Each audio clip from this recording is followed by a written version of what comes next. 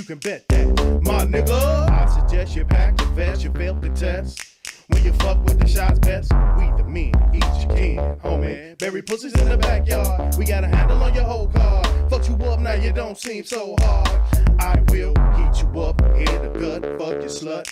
I put a boot up in your bitch ass, run for cover when a gun blast. You kinda quick, but your bullet moves so fast. You seeing glimpses of your life past, and you wonder why you down south with your ass out, no teeth and a wet mouth. Your bitch ass just died, nigga, lights out. Wait for folks talking, motherfucker better shut your mouth. Put a nigga in the coffin, shut him down. Wait for folks talking, motherfucker better shut your mouth. Put a nigga in the coffin, shut him down. Bet to your baddest bitch, don't to me she's an average chick with average tits that I kicked up fat as shit. While your shit sounds average, she little bitch ass cabbage trick. When I ride, she get critical. I Mac love, fat thug, individual. I turn the punk motherfuckers to a spiritual. Murder lyrical and y'all niggas fear it though. I got you in the street, motherfuckers paranoid. Coming through with them wild homeboys. You making noise when we play with the thug doors. Y'all cats better learn about Leroy. Nigga, I'm the Mac D-O-double-G. Put it down for the thugs locked in the P. Fuck with me and get dealt with from the jump. Wild sharp niggas ain't never punks. Never once shut your mouth, nigga. Wait for folks talking, motherfucker better shut your mouth. Put a nigga in the coffin, shut him down.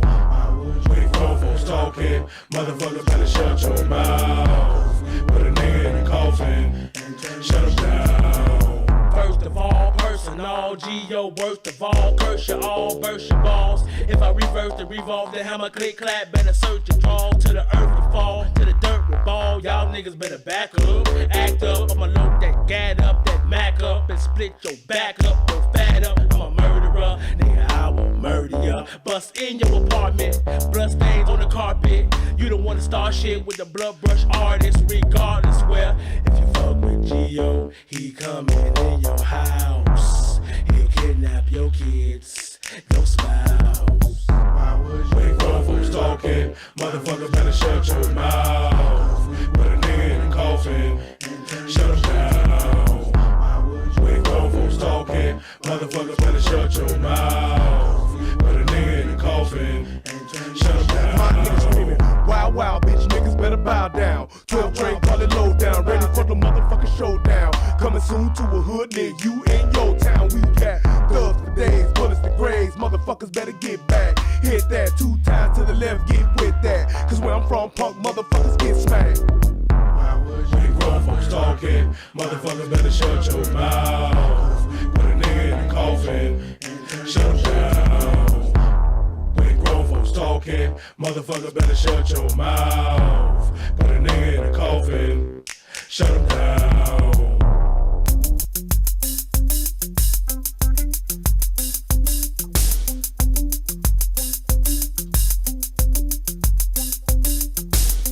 Keep the party jumping all night long until we into the early morn. We don't stop and we don't quit cause we drop hits and it's dope shit. There's a party at the Wild Club tonight, and the party ain't over till the morning light. We them ballers from the 1, 2, 3, rolling VIP. We bought the bar, so we drinking M-R-E-E. I brought a brand new 6, and you haters despise. Cause when the wheels stop the spinning, grown hypnotized. Teeth chatter from the ice on my neck and wrist, and you can dance if you wanna or just I be rolling down the street, smoking hydro, sipping on gin and juice, baby. I be rolling down the street, smoking hydro, sipping on gin and juice, baby. That's the Hennessy into me. I roll weed, how I'm finna be, cause that's me. Drinking for a century, with my G's pouring liquor for the memories. Feeling free when them thugs in the clubs now. We getting high, drunk till we lazy eye. No lie, we them Bentleys that roll by. That's right, we them cats got them hoes like all night. We the baddest and we know this. A bunch of thug motherfuckers taking no shit. Y'all Mars can't hang with the wild. And got the nerve to try to perpetrate with our style. See we them players riding out in them 6-4s, rimmed up club, hitting switches, fucking thick hoes. Smoking blunts all night, getting our rocks off. Pissy drunk in the streets till the cops off. So we untouchable while y'all kick the wax shit. It's VIP anywhere that the max sit. So y'all cats better recognize who I be. A thugged out young millionaire from the streets and no I be rolling down the street, smoking hydro, sipping on gin and juice, gin and juice, gin and juice, baby. I be rolling down the street, smoking hydro. Yo, we about to get it cracking. Click that like button, baby. Share the show. I'm from the crew that can't be stopped. Jump in my ride like my car, baby, drop your top. I ain't even on that bullshit. I'm in the full clips. I'm about to stack chips, fuck dips, rock hips. As I ride off the scene on dubs, blow hate and blow me. On my way to the club, I know the beat is hot to death, so I'ma thank back love. We left them corners long ago, but we still rap for the thugs. And I'm like ecstasy when you're next to me. Wild, wild is the only niggas close to me. The only ones that done show me love. I don't think y'all wanna fuck with us. I be rolling down the street, smoking hydro, sipping on gin and juice, gin and juice, gin and juice, baby. This is our I big be rolling homie, down Snoop Dogg, the street, baby. smoking hydro, sipping on gin and juice, gin and juice, gin and juice, baby. Y'all niggas can't fuck with me, no, no, no, you niggas can't fuck with me, no. Y'all niggas can't fuck with me, no, no, no, no, no, no. Y'all niggas can't fuck with me, no, no, no, you niggas can't fuck with me, no. Y'all niggas can't fuck with me, no, no, no, no, no. Y'all niggas can't fuck with me, no, no, no, you niggas can't fuck with me, no. Y'all niggas can't fuck with me, no, no, no, no. Y'all niggas can't fuck with me, no, no, no, you niggas can't fuck with me, no. Y'all niggas can't fuck with me, no, no, no. What? Woo-hoo! That's the Wild Wild Thugs, baby. Vintage. Let's do this. It's time for yet another epic show. And I just got one question to ask all y'all. Are y'all looking for me? Cause I'm looking for you niggas tonight. Y'all looking for me? Cause we about to have a hell of a show. Oh, here I is, baby. Let's go. Oh, here I is. Yes, indeed, I'm up in the building. And I need to turn on my camera. But here I is, here I go on another flow. And this another relationship rehab show. I got on my fresh new Trump hat. And I'm about to talk a little bit about this and that. It's so much shit that I'm gonna talk about tonight. And I'm gonna have a great motherfucking night. So y'all come on in and click that like. And we gonna have a conversation. And we just might take a few phone calls, take a few call-ins, talk about this and that, and talk about all this. There it is. What's up? Ain't no chat. See? That's why I need y'all. Thank you so much. And I think I actually set it up, but I just didn't turn the shit on. Yep, I did. Bam! What up? What up? Man, look. I am feeling good tonight. I have been waiting all day to do this here show. So I'm excited. We gonna have us a good motherfucking time tonight, baby. What's good? Let me give some shout outs. Vin for Squid. Was that the first person in the chat? I believe so. Shout out to you. He said, wait until the UFC is over. My dog, hey man, I'm sorry, man. I can't be waiting. I'll be coming on late enough as it is. Shit. I can't be waiting that long. I don't even know who's fighting. I don't watch UFC, so that's why. Because if it was something I was really watching, I would fuck around and wait. But that ain't it. But CJ Gunn, what's happening? DJ Matt 121, where you been, man? I don't think I've seen you in a while. I hope you're doing all right. John from New York Show. All right, what up? What up? Ashita Cool P. That's what's happening. Let's see who else we got up in here. Julius Newman, John Nada, G. Eric Mueller. What up? What up? Who else up in here? Wait, what did he say? I ain't got no gin and juice. I got Gentleman Jack on deck. Hey, I got some wine. Hey, look, that gin and juice, that was we paid homage to Snoop Dogg, but that was shit 20 years ago. So I ain't drinking no gin and juice neither. I ain't drinking no gin and juice neither, baby. I done elevated from that shit. I can't drink gin no way. Gin make me fight. I get wild. Yeah, when I drink gin, so I ain't drink gin shit probably in about 20 motherfucking years. But who else we got in here? We got Top Notch Transport. What's happening, Captain? Yeah, buddy. Tammy B, what up? C Mims, Mike Wash. Who else in here? Naomi, what's up? Sylvester 88 Gaming, what's good? Nathan Joe 83, what up? And over here in the VIP section of YouTube, we got the United Guns of America. And over there, we got CJ Gunn first in the chat. That's what's up. And who is this? I Crazy Chris? I Crazy K Chris? Yes, sir. All right, what up? The Ugly Truth, what's happening? Look, I just want to tell y'all this.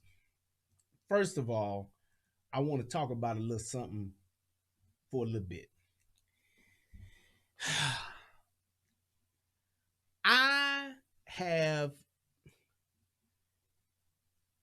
Let me see the best way to say this. I want to, because I'm trying my best to take the emotion out of this, and I want to speak plain and concise, and I want to articulate myself for a little bit. And then I can get off into the nigga shit. But first and foremost, it is sad, depressing, and just utterly embarrassing to see how we as black folks, niggas, how we are literally being used as tools to further other people's agendas, and to the point to where there's nothing in it for us, and all we want is just the attention that it brings, and that's enough for us. And we consistently are just, I mean, you can damn near, you can count on, you can set a watch to the shit we will fall for and buy into. And I guess my biggest problem with it, because we all make mistakes in life, and we all do shit that we may not be the right thing in the right moment and at that time, but it's like we don't even ask fucking questions. And then my biggest problem is niggas are the most complaining. We ain't got nobody watching out for us. Don't nobody care about us. Everybody's against us. We the most complaining group of fucking people on the planet.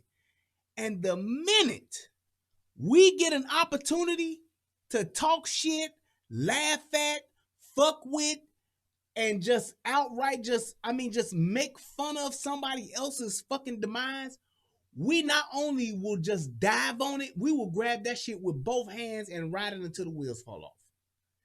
Every time you see niggas looking at something or something happened to them or something ain't right, they want everybody in the fucking world to stop what they doing and help, assist, acknowledge, look out for, pay attention, and just say, what can we do to help you? Okay, fine.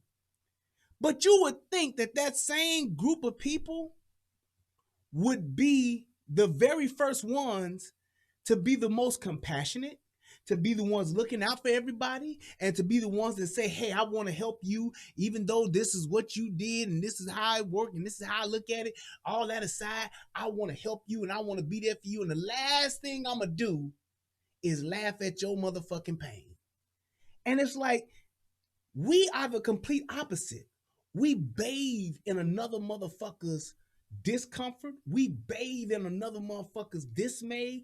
Anything that happens, we dive in it and we like, ooh, yeah, some fucked up shit happened to somebody I don't like and I love it. and then will turn around and be the first motherfucker in church falling out tomorrow. We'll be in church tomorrow falling out by the grace of God, just straight super Christian to the core. But we'll be on Facebook, Instagram, and then whatever other fucking social media outlet there is, and be the most non-compassion havingest, shit talking, fun pokingest motherfuckers on the planet. Why am I saying all of this? Let me get to my point. Maybe it was about a month or two ago when Herman Cain died. I talked about this shit. And I don't know if y'all saw that video or not, but you can go back and look on my channel. You can look at that video where I talked about it. I made a point to just point out the fact that motherfuckers will just be the worst of the worst.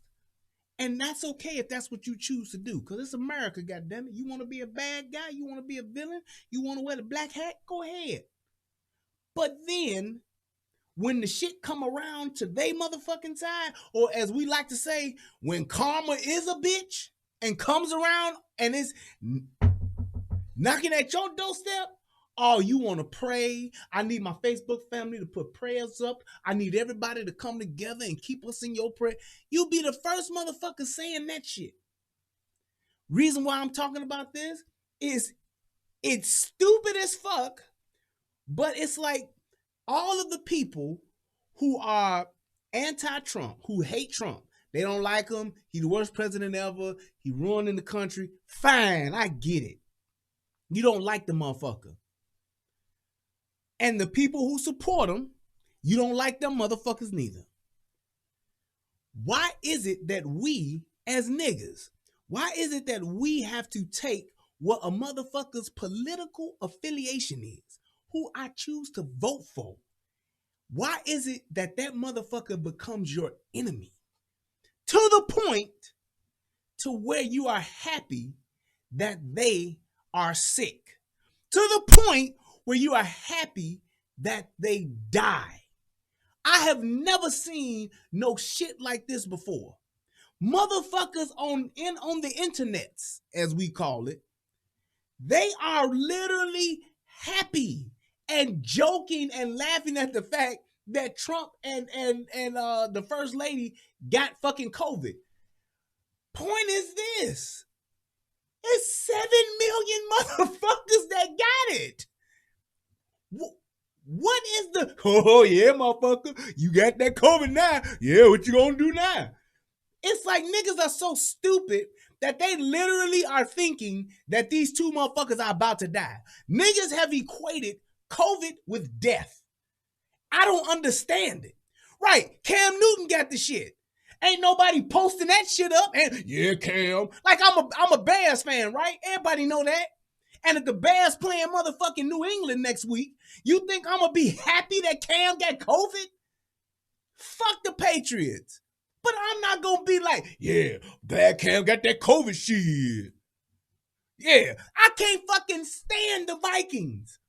Fuck the Vikings. Fuck the Vikings and everything they stand for as a football organization. I don't want these motherfuckers to have COVID or get sick or even die from it. Do you see how extreme, ignorant, stupid motherfuckers are? To the point to where fuck the fact that you got a family, fuck the fact you got kids, fuck the fact that loss of your people and all that shit, fuck all that. I want you to get it because I don't like your ass. That shit is ridiculous. And it's not a thing of just saying, oh yeah, see, that's how motherfuckers feel. They should. No, the point is this. It literally shows how smart you are. It's embarrassing to see that you're that fucking dumb to where motherfuckers think that there's a possibility of these motherfuckers dying. And that's what you want for them motherfuckers because you don't like them. Ain't got no motherfucking, this motherfucker fucked my life up. Or this motherfucker did this to my family. Can't not one nigga say that. But you gonna say, yeah, you got that shit now, nigga. Yeah, what you gonna do now? Just like motherfuckers talked about Herman Cain. Herman Cain ain't did shit to none of you niggas. And he supposedly is a black man. And if we all woke, why would you be happy? And I'm telling y'all, I have seen it with my own eyes. Niggas were literally putting cry faces up in their posts when Herman Cain died. Self-made motherfucking black man, motherfucking businessman, amassed millions of dollars coming from fucking nothing. And you got cry faces in your post because he dead, because he's a fucking Republican. He voted for Trump. Are you fucking serious? And then niggas don't even look at the numbers for fucking COVID. I put a post up on my Facebook the other day and I said, it's 7 million motherfuckers that got this shit and you adding 2 more. Why is this at the top of all of y'all motherfuckers' feeds that hate Trump? I don't like the Vikings. Do you see me talking about the Vikings, 8 players having COVID? Had Left Third not said it, or 8 Titans. Had Left Third not said 8 motherfucking Titans got the, I don't give a fuck about none of them. I could care less. Why? Because it's just not that important to me. So if it's a motherfucker that I don't like, why would that motherfucker have that much space in my life and in my head to where they're at a post at least on an average of once every day? Go and look at all these motherfuckers that are now pro-Biden and look at their posts. They keep this motherfucker Trump in their name, in their mouth, and on their posts. They posting something. Do you realize that most people that hate Trump post more about Trump than they do about Biden and Kamala Harris? Matter of fact, when was the last time y'all seen Kamala Harris? Y'all ain't seen this bitch. Ain't seen this bitch. Even Biden talks about Trump more than Trump talks about Biden. It's like Trump has become the nigga you love to hate. And it's like you would think just the opposite, that people would be more so, well, let me talk about the motherfucker I'm supporting and I'm rooting for. Just like when Obama ran, everybody and their mama talked about Obama. The people that hated him talked about him, but the people that loved him, they kept talking about this motherfucker more so to the point to where I wasn't posting no shit up on my social media about motherfucking McCain or about, what was the dude that ran the first time again? Mitt Romney. Mitt Romney has never, I can safely say, Mitt Romney has never made my Facebook post. He just hasn't. He has not. He has not named motherfucking Republican, Democrat, any motherfucker that I was rooting against. No shape, form, or fashion has a dominant space on my social media. Go and look. Go and look. And even when I've talked about Biden and Kamala Harris, 1, maybe 2 or 3 times, and that's it. And it's all fact-based. It ain't no, yeah, I don't like them because they make me feel bad. I don't like them because they committed treason. Well, what's the proof you got committed treason? I don't know, but they did it. What? Huh? It's insane to see how just small our minds are. And that's why I said I had just the emotions of what I was feeling about not just what happened, but us. I'm like, are we really this fucking stupid? Are we really this fucking stupid to where we would just motherfucking, we're not that. We are to the point to where our level of respect, maturity, just being adult is to the point to where we would revel in another motherfucker's health being bad, being sick or something like that, to the point to where we would make fun of that shit. Now, here's the other reason, the other side to that coin as to why I'm calling this shit out. Because if any motherfucking Republican, if any motherfucker in Trump's camp, in Pence's camp, or whoever would say anything about a motherfucker getting sick, that's a Democrat, let a motherfucker like shit. Let a motherfucker like Roland Martin get motherfucking COVID and somebody say something bad about it. Niggas gonna lose their mind. See, he a racist. Why Trump ain't say nothing about John Lewis? John Lewis couldn't stand Trump's motherfucking ass. Why would he say something about John Lewis? Fuck John Lewis. Because John Lewis is like, fuck Trump. But no, he's supposed to say something. Why would you? That's just like me going to a motherfucker's funeral that I know that don't like. Just like when people talked about him not going to McCain's funeral. McCain specifically said, I don't want this motherfucker there. Fine. Like, nigga, I wouldn't want to go there and be a fake, phony motherfucker neither. But it's like, we want that. We want to be placated to. We want you to finesse us and motherfucking kiss our ass no matter what we do or what we say. I don't give a fuck if I'm wrong. You still. It's ridiculous that motherfuckers think or have the expectation for a motherfucker who don't like you to act like they do. It's crazy, man. And it's like, I don't understand why we would spend our energy on a motherfucker we don't like more than the motherfucker we supposedly do like. Because niggas just now done fell in love with Biden. I'm just for the record. This nigga been in politics for 47 fucking years, and a nigga couldn't tell you shit good that Joe Biden has ever done. But now, all of a sudden, all of these niggas are pro-Biden. Every last one of them. Every last one of them is pro-Biden and pro-Kamala Harris. Two motherfuckers who ain't done shit for niggas, but locked their black asses up. Fine. Now they on their team. The fact that we're that stupid to say, well, I'm going to vote for him just because it ain't him. You a dumbass.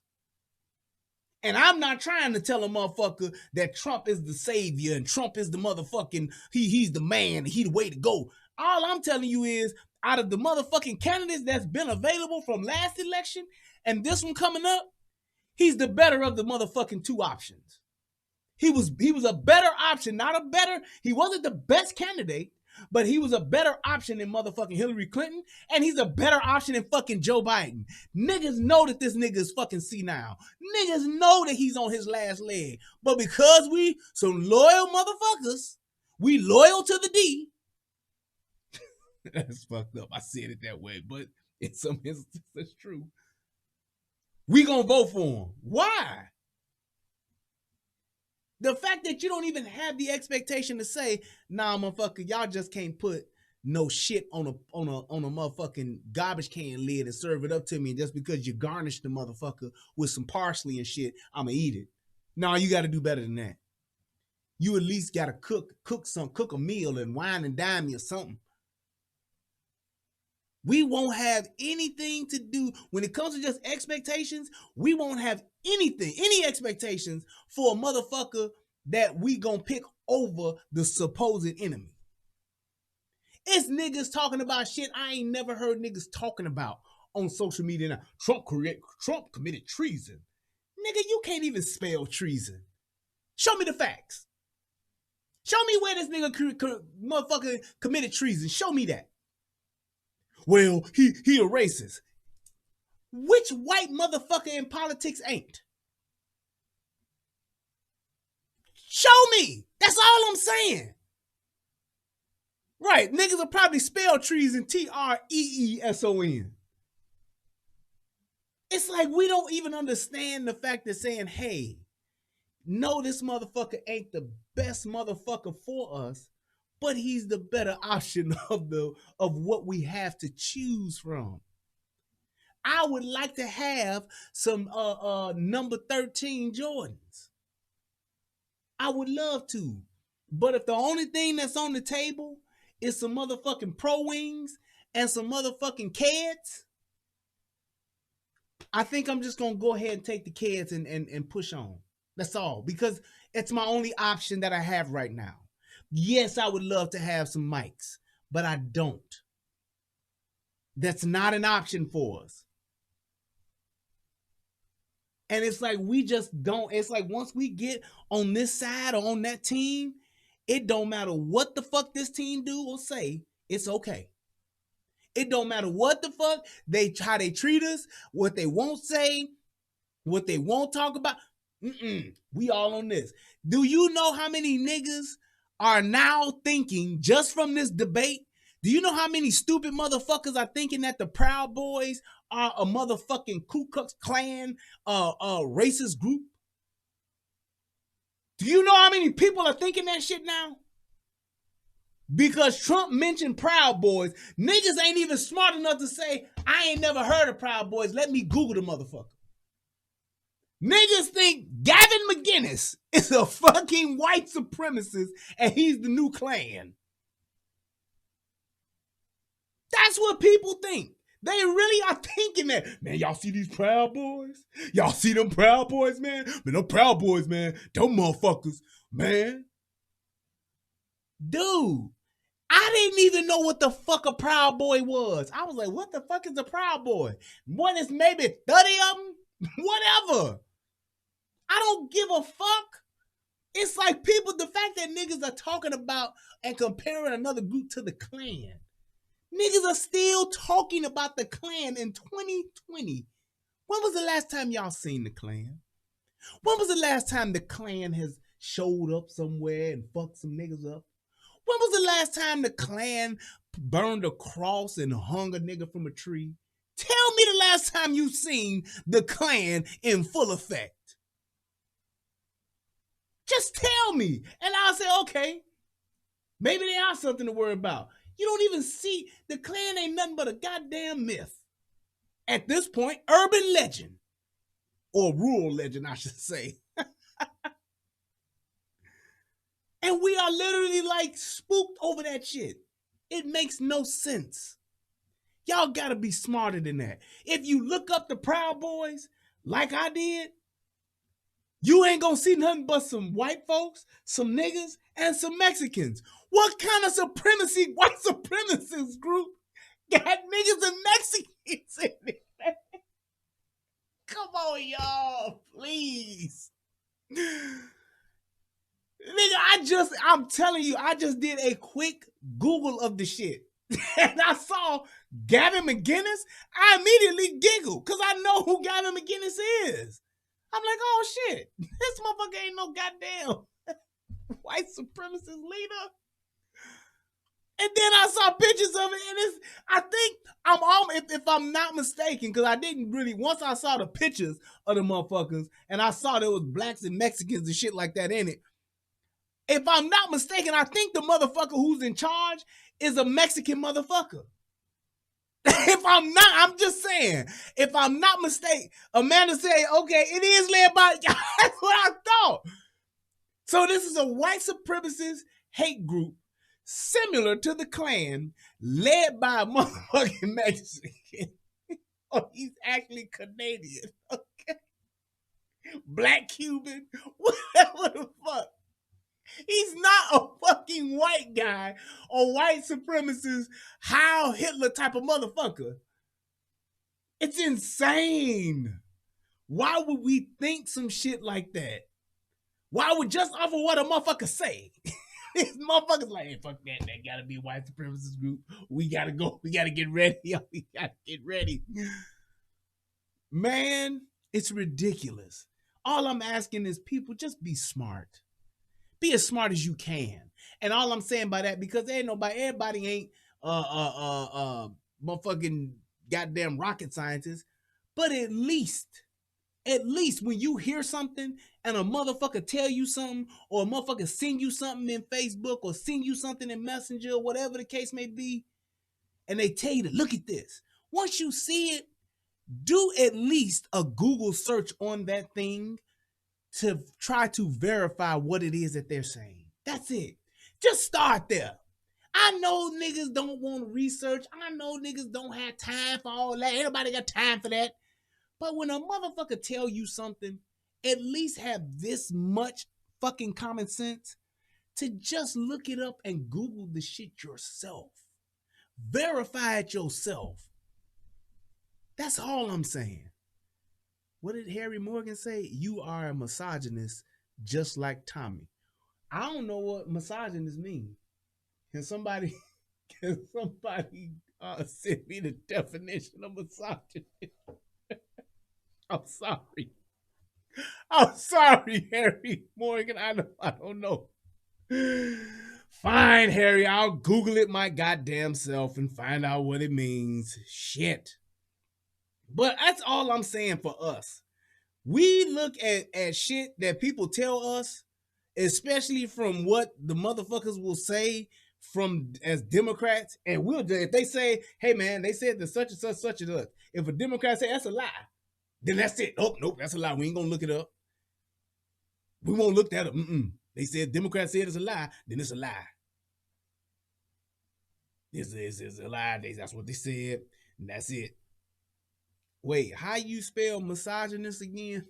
I'm sorry. The chat is moving too fast, man. Oh my goodness. It's insane. Oh, I spelled it with the Y first. MISOY. There we go. Misogyny meaning. See this? I didn't know what it meant. I ain't motherfucking too proud to motherfucking look some shit up. Let's see. Webster's Dictionary. There we go. Hatred of, aversion to, or prejudice against women. Also refers to discrimination against women and also carries the meaning behavior. So because I call out the fuck shit that women do, I'm a misogynist? How is that?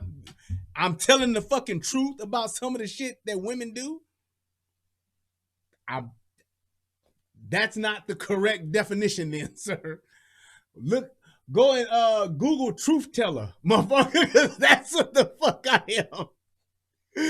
I'm just calling the shit out that's motherfucking that's happening. But whatever. What's the dude name? Enrique?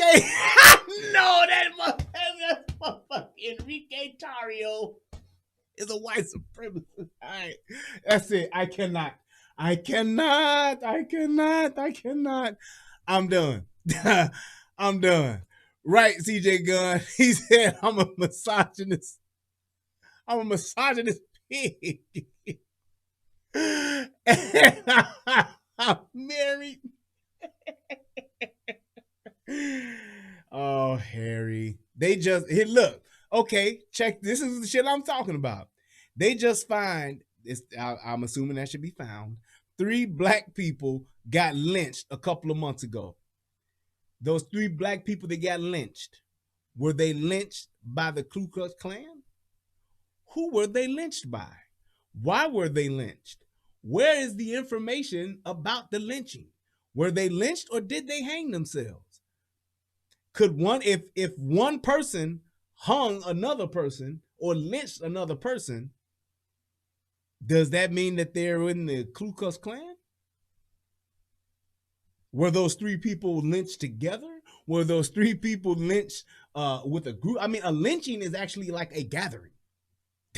They gather around, strain a motherfucker. Lynching is like a party. It's like a hanging party. That's what the lynching is. It's not just a thing. Well, we just when you see people that hang themselves in a jail cell, in jail or something, they don't say yes. There was a private lynching at such and such correctional facility. No, they say a motherfucker hung himself. So if you're saying 3 people were hung, who were they hung by?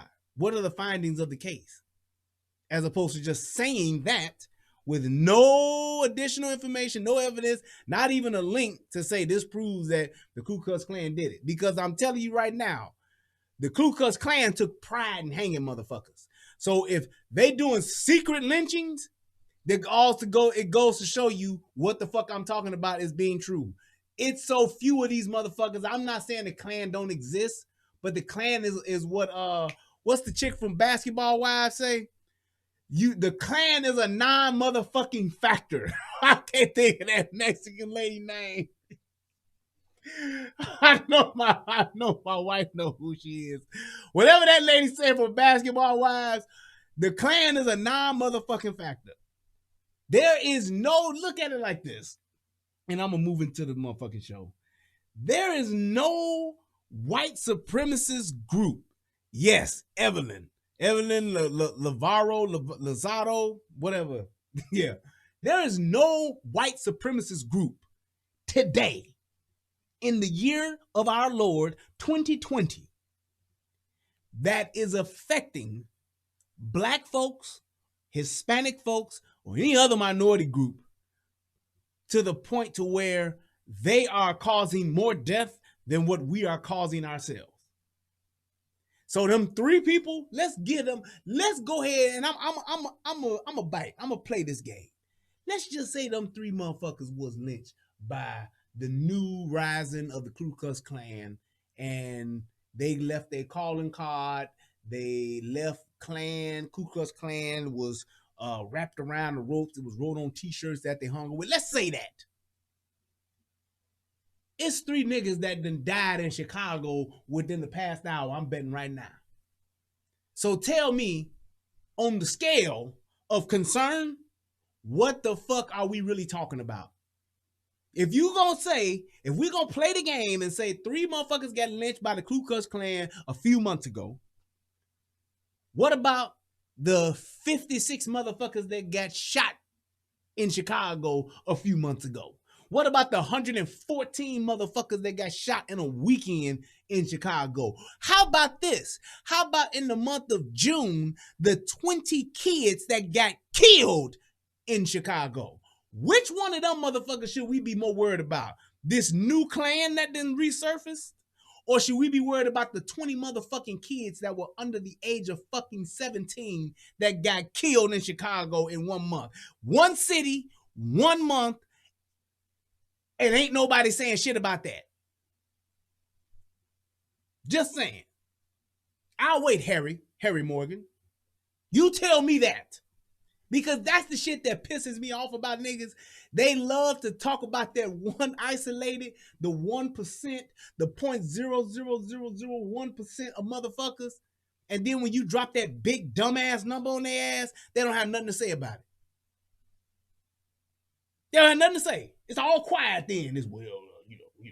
Just like with the motherfucking, do y'all realize, let me just say this. Do y'all realize that the motherfucking COVID numbers that they have, the 200,000 people, number one, they said this is from January to today, 204,000 people.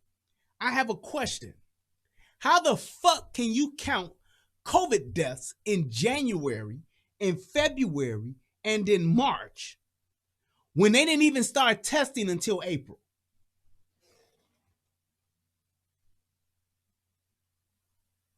I'll say that one more time. The COVID numbers that are on the WHO, which is the World Health Organization, the COVID numbers that are on the WHO say to this date, only in the US, from January till today, I looked at this 2 days ago or a day ago, they said it's 204,000 people. I'm asking the question, how the fuck can you count COVID deaths when you did not have a COVID test in January? That's 1 month. You didn't have a COVID test in February. That's 2 months. You did not have a COVID test in March. That's 3 months. And you got it in the middle to late part of April. 4 months of no COVID tests, but you're counting COVID deaths. As the famous Sway would say, Kanye West would say, how, Sway? How do you count that? Y'all explain that shit to me, and then I can move on and not bring that shit up ever again. Tell me how you counted COVID deaths without a COVID test. Other part to that is, so are you saying they like gave COVID tests to dead people? No. There was no way to do it. So how are you counting it? You counting it just to fluff the fucking numbers. Other part to that is that 200,000. Something you motherfuckers don't know because you don't look shit up. 204,000 deaths. Do you realize that over half of that 204,000 are motherfuckers that died that was, I want to say it was 72 and up. 70-something years old and higher, or 65 years and higher. So that means where are those people at? Those people are in retirement homes. Those people are in nursing homes. Those people are in, yes, those are the people who died. Those were the people who died. That's half. Now, you take it even further, and you will see that the motherfucker, actually, I'm about to pull it up, so I'm not motherfucking lying. How about that? How about that? This shit is ridiculous, man. How it's so much shit that's out here, and motherfuckers just won't even look shit up. I'm sorry, it's 206 now today. So you go to the US of A, you look at the confirmed cases and the confirmed deaths. There you go. Yep, it shows you. And it shows you it's 7,206,000 motherfuckers that got the shit. That have lived from with it or had it. 7,206,000. Now just remind you that it's 325 niggas. I'm sorry, not niggas. 325 million motherfuckers in the United States. Okay? Thank you, Albanian. They have, it's 99.8% will recover from this shit. But when you look at the motherfucking people that have died from it, the motherfuckers, there we go. Is that it? Nope, that ain't it. It tells you the age of the motherfuckers. And it's like over half of the motherfuckers are over fucking 70. Only old people are dying from this shit. I'm just saying, and I ain't saying that that's nothing to not worry about. I'm just saying that you would think that the motherfucking plan would be to say, hey, let's look out for our old people as opposed to just shutting down the entire fucking country for however long we're going to shut it down for, just say it's all Trump fault. Let's do that. No, Scotch, no, they didn't. Scotch, I just, over here on the United Guns of America, Scotch just said the NFAC shot themselves again today. Man, I can't with you niggas. No, they didn't. No, they didn't. No, they didn't. Please, no. I hope that you're lying. But getting back to this, the numbers clearly show it's like old people. I think if you go to the website, and I'm talking, this is who? The WHO, the World Health Organization. If you go and look at the numbers and look at the breakdown, you will see it's about 16,000 motherfuckers that are under the age of 50 or 55 that have died from COVID. It's like 16,000. Out of the 204, it's like 16,000 people. All the rest of these motherfuckers are 55 and up. And those people that died all have motherfucking other shit wrong with them. It's not just a thing to where they caught it and they died. So just think about it like this. You got motherfuckers blaming Donald Trump for a disease that ain't killing a lot of motherfuckers. And even though they fluffing the numbers they pale in comparison to the amount of motherfuckers in the motherfucking country. But we still saying that that's his fault. This motherfucker Joe Biden just said when he talked about Trump yesterday, this motherfucker said the health officials told him if we wear masks, these little cheap motherfuckers right here, he said this, if we wear these masks for the next 30 days, we will save 100,000 lives.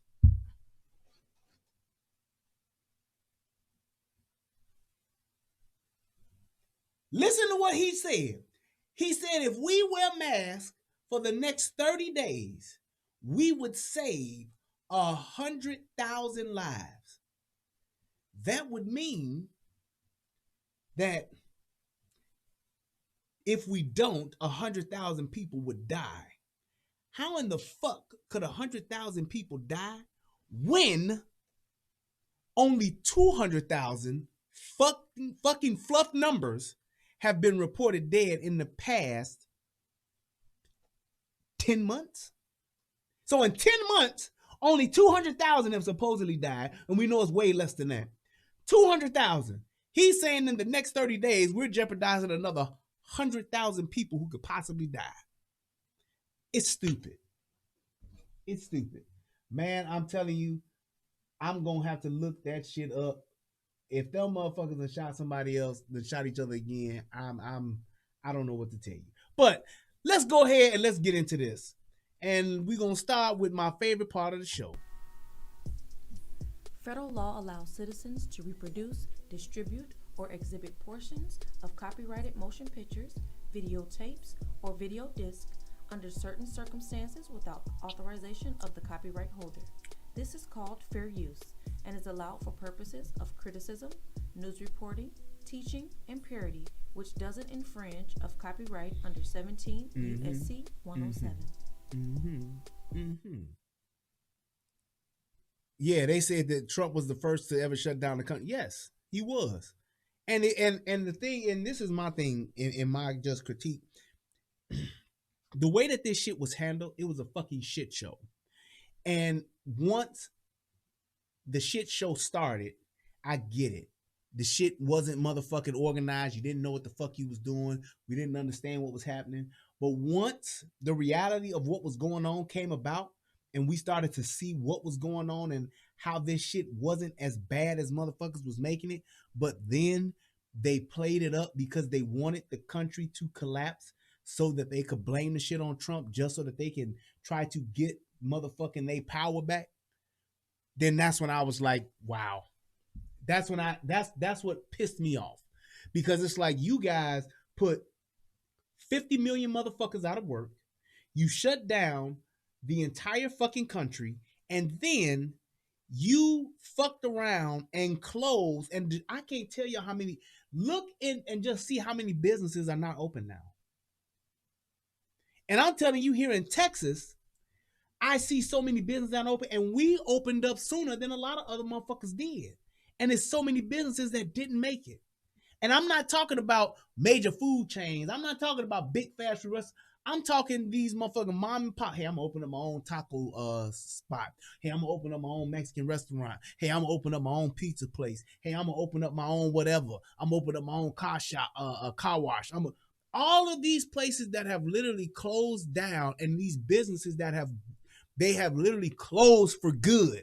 Ain't no, oh, they'll be back. All of this shit that didn't happen because these motherfuckers wanted to keep it closed to make Trump look bad. Because when this shit kicked off in March, economy was the best it had been. Unemployment was at an all-time fucking low. Black unemployment was even at a all-time low. Ain't never been that low. Niggas was working. And even if people want to say, oh, that ain't true, the unemployment, this shit was getting fluffed. Whatever the fuck it was, motherfuckers was working. Motherfuckers was making money. And the economy was good. Period. I ain't trying to compare economy to what Obama left and what Obama had before, what Obama did, all I know is the economy was good before these motherfuckers shut it down. And what they did was they fucked it up on purpose, man. They could have easily said, look, if your ass got motherfucking underlying symptoms, you got high blood pressure and all this other shit, stay the fuck in. Companies need to find a way, and businesses need to find a way to actually let those people work from home because they sheltered in place. Everybody else, you'll be fine. Wash your hands, cough in your sleeve, and wear your mask. But we ain't shutting down shit. That's what they should have did. But that would have still kept the economy going. And they didn't want that. They want motherfuckers to suffer. Because when you suffer, when you're desperate, when you're sitting at home and you ain't got shit, you'll do anything to get something. They didn't care about the businesses that closed. They didn't care about the people who lost their jobs who ain't getting them back. They didn't give a fuck about the people who were committing suicide. They didn't give a fuck about the people who motherfucking were committing domestic violence now because they at home with that nigga or that bitch that they can't fucking stand. They didn't care about none of that shit. They gave motherfuckers $600 extra on top of their unemployment and said, stay your ass in the house. Meanwhile, all of those motherfuckers in motherfucking Washington, D.C. are sitting on their ass making $200,000+ a year, laughing their motherfucking ass all the way to the bank. Just like motherfuckers didn't call, we should have called for the fucking arrest and incarceration of those politicians that got together and sold all their stock before they closed the country down.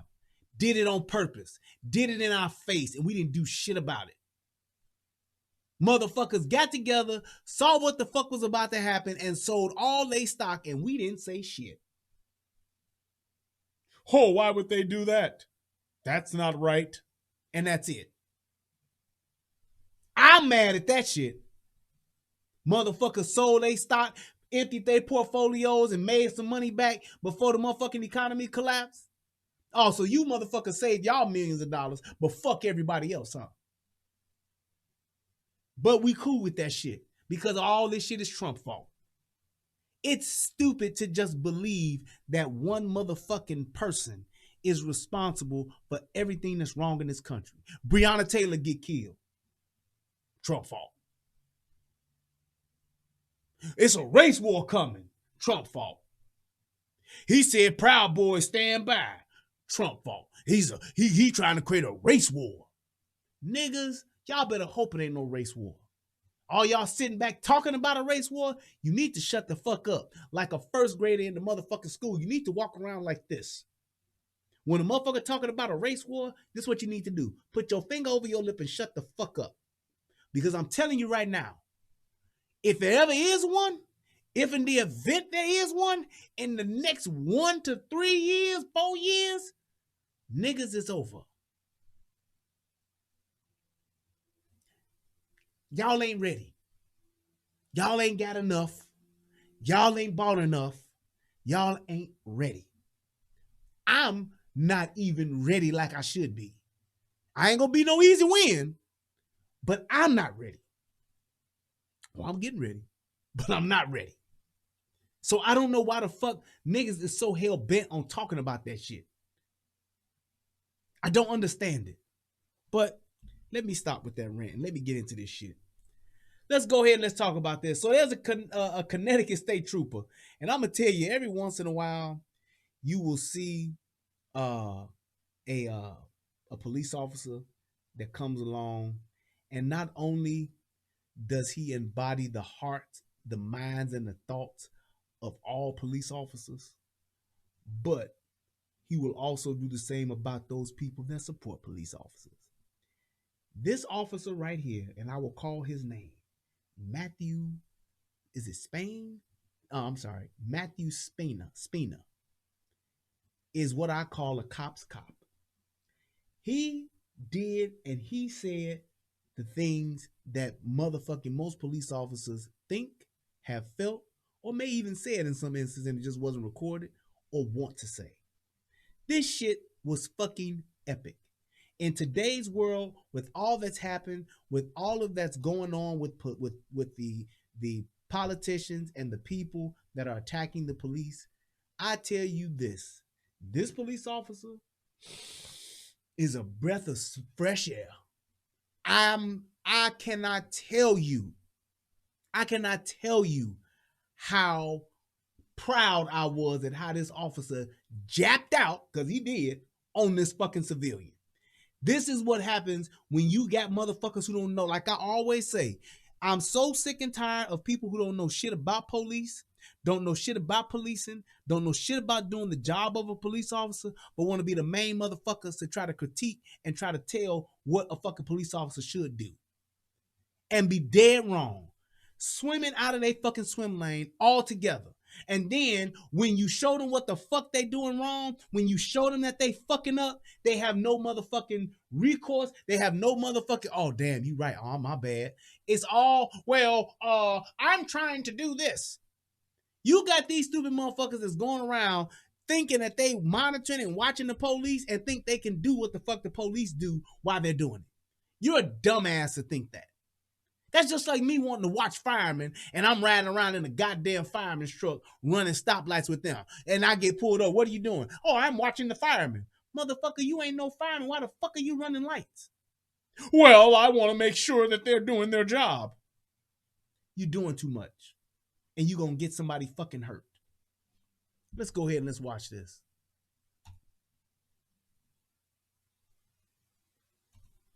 Hey, wait a minute now. The strain of being a frontline worker was caught on tape when a state trooper pulled over a motorist. It all started when the motorist gestured at the trooper, and the tirade that resulted was captured on the driver's cell phone.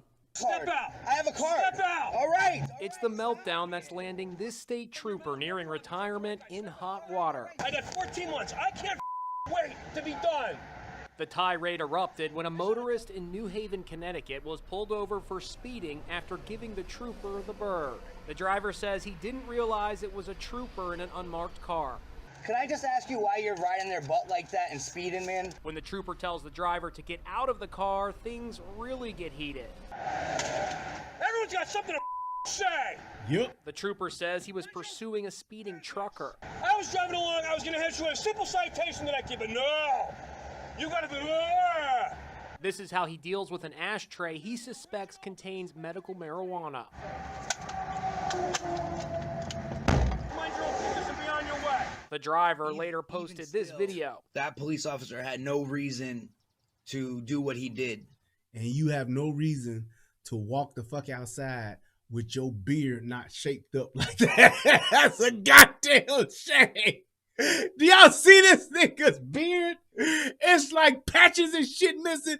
You need to be driving in your car, brushing the shit out your beard, or you need to get your shit lined up, sir. That is unacceptable. That is just unacceptable. I'm sorry. God damn. He was acting like a loose... And then this motherfucking front window broke out. Y'all see that motherfucking tooth, nigga. You need to be doing your videos like this. Like, yeah, then he, and then that's when he had, and what he had said was, motherfucker, fix your goddamn teeth.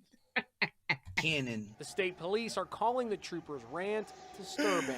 Step out! I have a card. Step out! The incident ended without the driver being ticketed. The department says an internal affairs investigation has been initiated, and the trooper has been put in an administrative position away from contact with the public. And I'm going to say this. Hold on, wait. Hey, we got us one tonight, too. That's all right, because I got time.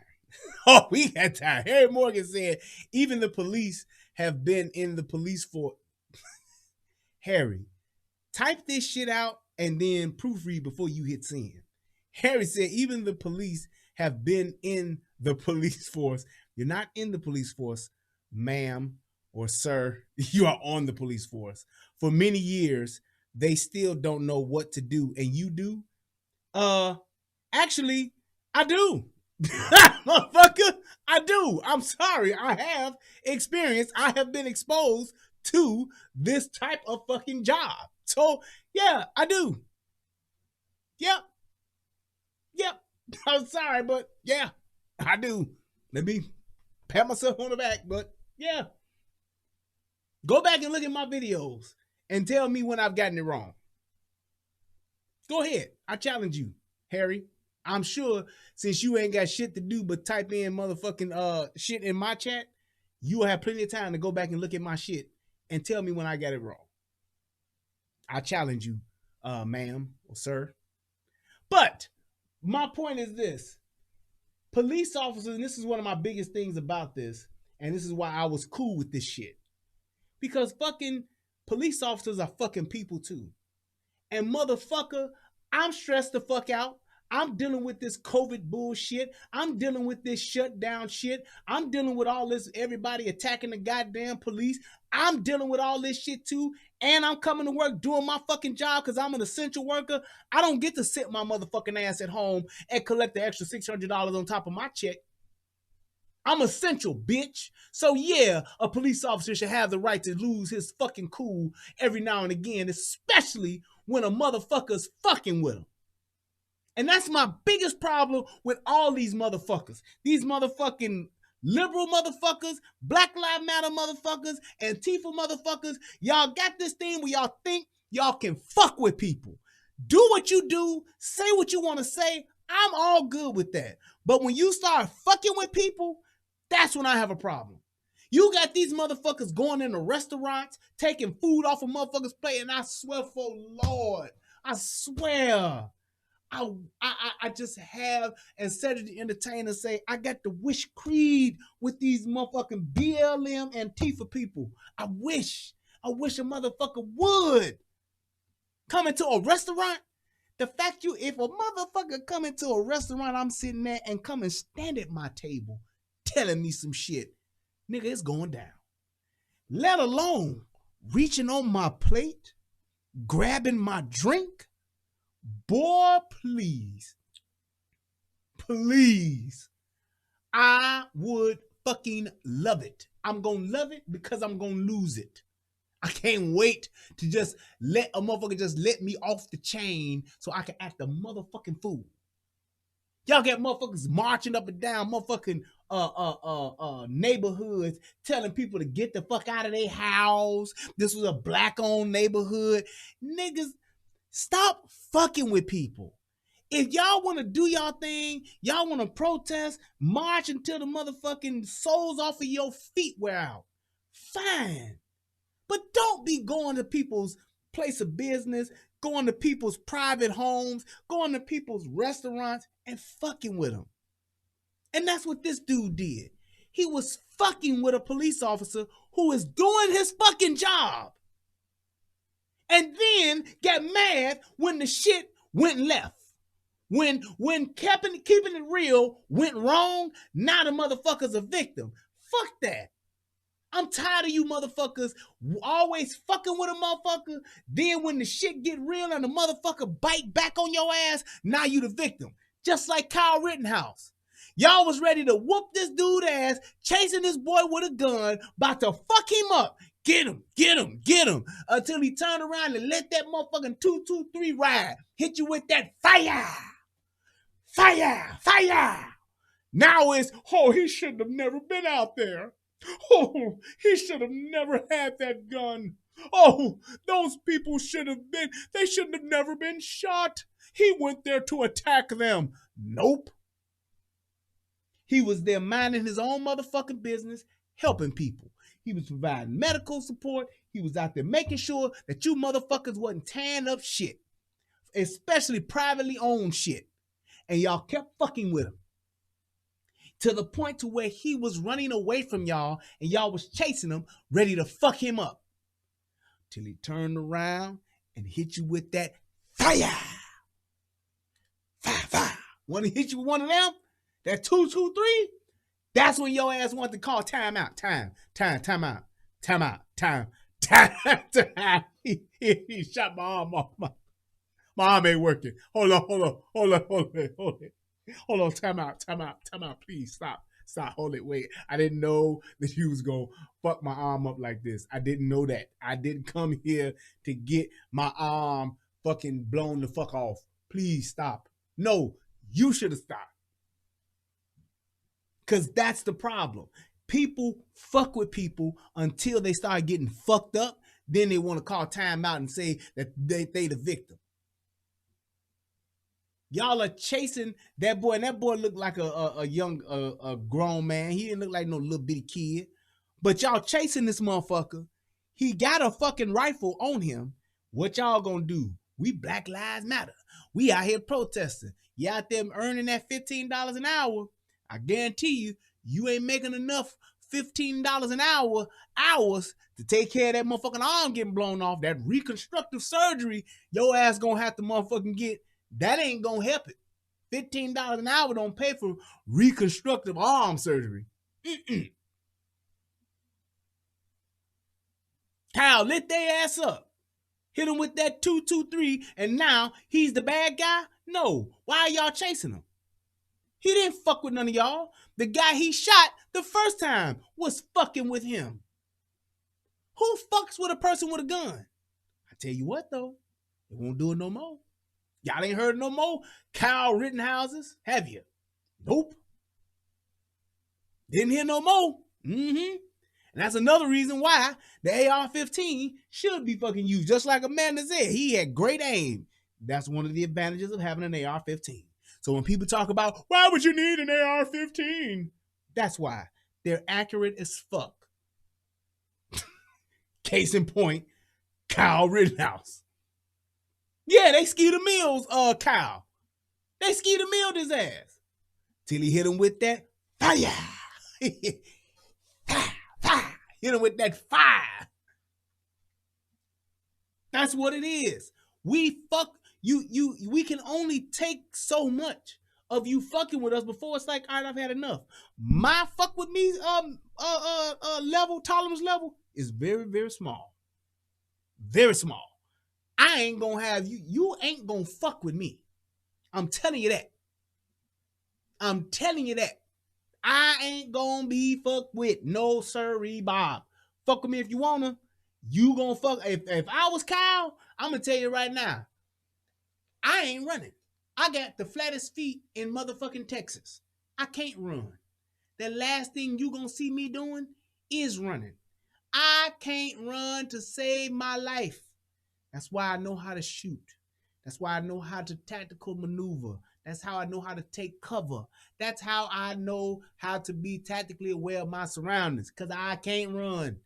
I got maybe a 10 to 20 yard burst, and that's it. I could run a motherfucking slant or motherfucking post route that's 15 yards. I can do a button hook pass, and that's it. Jackson Larry, see, you still don't have internet, man. I told you, you ain't gonna come over here with that. Now, I'm gonna time your ass out myself now, because you can't be over here talking shit and you don't have a phone that can get you internet access. So, motherfuck you. All right? Yeah, I'm gonna put your ass in a timeout, nigga. There. You don't even have a phone with internet, sir. You can't say shit in my motherfucking chat. I'm sorry, but I'm discriminating against you. Yes, you cannot come to my chat if you do not have 2015 or above technology. If your technology is not capable of allowing you to get on the fucking internet, you can't talk. I don't want you here. I don't give a fuck I don't care what type of argument you may have. I don't give a fuck about what you want to say. You are a non-motherfucking factor, sir. The fact that your phone don't have internet and you do not have a computer that has internet access, sir, you are beneath me and you are beneath my platform, and therefore you have no right to be here, sir. You are a peasant. You are a maggot, sir, and I do not want you or your comments in my chat room, sir. You should leave. You must go. Take your ass to MySpace. Take your technology poor ass to MySpace. Get the fuck off of YouTube. You're not built for this, sir. Okay? You need to leave and go start you a life somewhere under the sea, because you ain't doing shit on land. That's my man Mac would say. You need to go live under the sea, nigga, because you ain't did shit on land if your grown ass has not amassed the technology to get online. I'm sorry, but you need to go. Right. Take your dial-up AOL Blue Rhino internet Obama phone having ass the fuck off of YouTube, nigga. Fuck just my page. YouTube, nigga. You don't belong on YouTube, sir. The internets was not made for people like you. That's what I'm telling you, sir. So don't go away mad. Just go away. Go get a job to where you can afford better technology. I don't give a fuck. I'm going to even condone you to sell drugs to get yourself into 2020 technology so that you can get online. Okay, sir? Thank you. And the fact that you got a first name for a last name and a last name for a first name, that lets me know further that you're a dipshit and you do not deserve my time nor my attention, sir. So, as Nino Brown said in New Jack City, leave me. Right. You old Hotmail having ass nigga. You old Netscape internet browsing ass motherfucker. You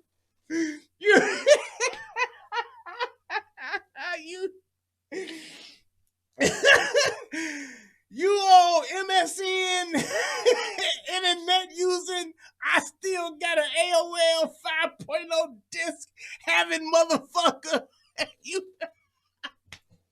You old, I got 6 phone numbers in my AT&T dial-up bank so I don't get charged local long distance having ass nigga. Get the fuck out of here. You old, I still load my Windows up version 3.1 with 8 motherfucking disc having ass nigga. You old Windows 95 disc having ass nigga. You old Windows 98 second edition with networking having ass nigga.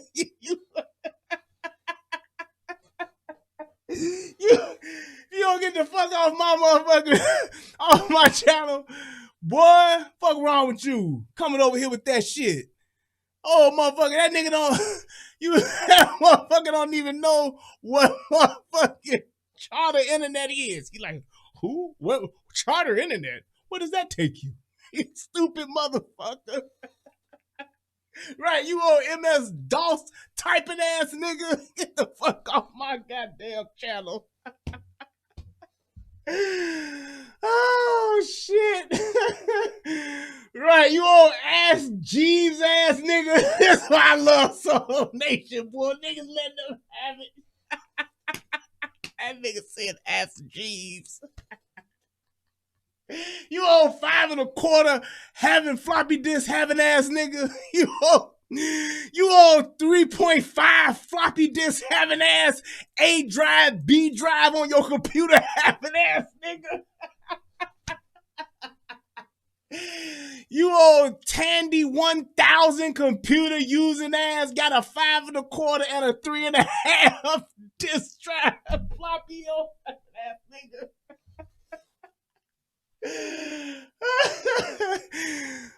You old Scuzzy Drive using ass nigga. If you don't get the fuck off my goddamn channel.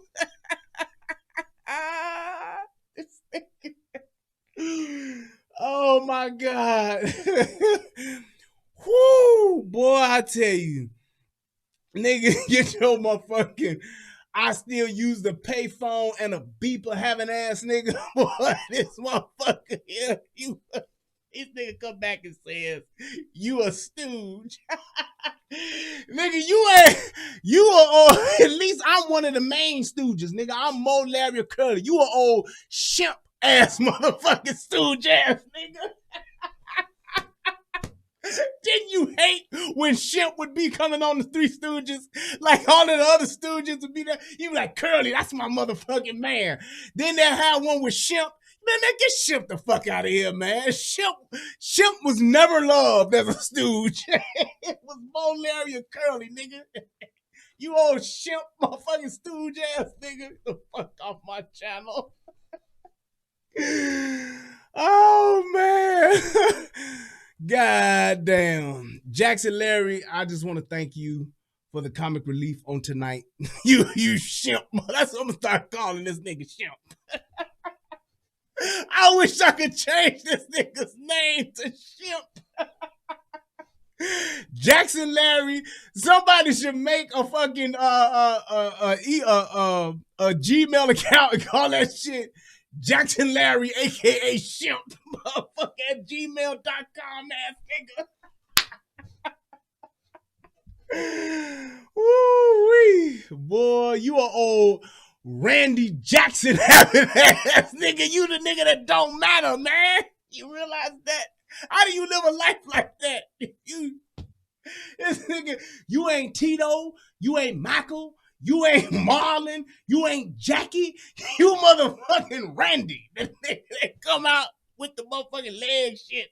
Y'all remember them niggas on Motown that doing this shit and can you feel it? Everybody was like, there go Randy.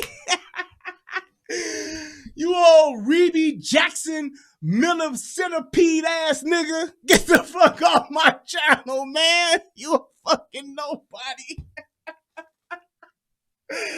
You are everything that doesn't matter. That's just what it is. Whatever you want to call it, you everything that don't matter, nigga. This nigga, you the lost Jackson. Oh, man. Woo! All right. Let's go ahead and let's actually get back into this shit, man. I done dogged this nigga enough, man. Oh, my God. That nigga Reedy Jackson. Reedy wasn't shit. At least LaToya had one hit. Reedy motherfucker had centipede. That shit was nothing. Oh, my goodness. Boy, I tell you. Ba-da-ba-ba-ba. I'm loving it. Whoo. Right, Bubbles Jackson. That's who this nigga is. Nigga.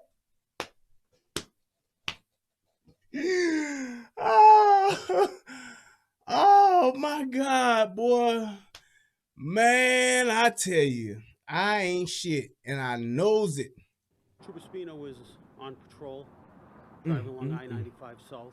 He was clocking a vehicle that was speeding. That's when state police say another driver, also speeding, passed the trooper on the Also right-hand speeding. side and got pulled over. Hey, can I just ask you why you're riding their butt like that? You can hear in this YouTube video posted by the account name Civilian on Patrol begin with the driver asking the trooper why he was speeding. I'm running his license plate because everybody else is speeding. Why are you speeding? Then it appears the trooper noticed marijuana in the car, to which the driver responds, No, I have a, I have a marijuana card. The trooper explains to the driver I love that dude. traffic enforcement, especially with the He's like, uptick of oh, drivers no. speeding. I have It didn't take a, long right. before things escalated. Your goofy ass out. Worried about what I'm doing. State police leaders say they are aware of the video and say the trooper in the video, Matthew Spina, has been with the department close to 20 years now and is overall a good trooper. I was kind of surprised at this. He's under a lot of stress. That's not an excuse. No, fuck that. That is an excuse. You look at all of the shit that motherfucking first responders have to go through. If this dude was a fucking nurse or a fucking orderly or some shit and had a meltdown, everybody'd be like, oh, that's okay. We understand what you've been going through. Matter of fact, we're going to send you on an all-paid inclusive trip to wherever the fuck you want to go. That's what motherfuckers would do. You motherfuckers get all, and even when you look at Good Morning America, they doing shows and shit. They celebrating every motherfucker that's working in the hospital, and that's fine. I ain't hating on that. But what about the motherfuckers who putting their life on the line, motherfucking making traffic stops, motherfucking answering and going to these 911 calls that's still going on? What the fuck is that about? What we doing for them? Because liking the police ain't the end thing right now. Fuck them. Motherfuckers got a lot of nerve at the motherfuckers that put their lives on the line every day for their ass. The minute some shit go wrong, though, first thing you doing is 911. But while the motherfucking media and these fucking bullshit ass punk ass politicians are dragging fucking police officers, and not just dragging the ones that may be doing something questionable or doing something wrong, they dragging the whole fucking department on across the fucking country. You take the actions of a few of these incidents, and now you just blanket the whole department is fucked up and needs to be defunded all across America. Cancel the police. That's what we on. But the minute your motherfucking house get broken into, the minute you hear something go bump in the night, the minute a motherfucker kick in your door, waving the fofo, talking about, Papa, all I hear is, Papa, don't hit me no more. First thing you want to do is 911, and they better get here fast. How dare you motherfuckers? That's just like me talking shit about my trash men when they come and pick up the garbage, I'm outside with a fucking sign saying fuck the trash men, and then I wonder why my trash ain't picked up. The same motherfuckers we want to condemn are the very same motherfuckers we call. That's a fucking shame. and it's being cool, it's being allowed. Shit's ridiculous, man. But, it's a little disappointing. As the 5-minute video continued, the trooper is seen searching the driver's backpack while continuing to yell out his frustrations. It just never ends in this job. I got 14 months. I can't wait to be done. State police say while the department has launched an internal investigation, We revisit everything from the cameraman's side to the trooper's side. We look at past performance, and we look at... I'm going to tell you right now, I would actually address what you're saying, but because your fucking name ain't a fucking name or some fucking other language, fuck you. How about that? Bye-bye. You are the weakest link. How about that? All coming over here with no fucking in the meantime, the trooper has been taken off shit. patrol duty, and the department has Can't even also fucking offered address him your ass. resources. Go ahead on. We're going to refer him to get some employees' assistance, help him with his stress. We're going to investigate the incident, and we're going to make sure that our personnel treat the public the right way. State police say this is not a reflection of how they expect their troopers to interact with the public.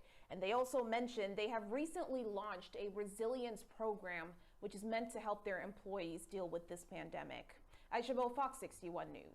Aisha, thanks. Is that a motherfucking lace front wig? I don't know. It don't matter, but whatever. I don't care if it's Yiddish or Hebrew or whatever. I can't read it. This is America, Jack. Like motherfucking whatchamacallit father said in Coming to America. Mr. McDowell said it. It's America here, Jack. You ain't just gonna come over here with no name I can't even pronounce and then expect to have a conversation. No way.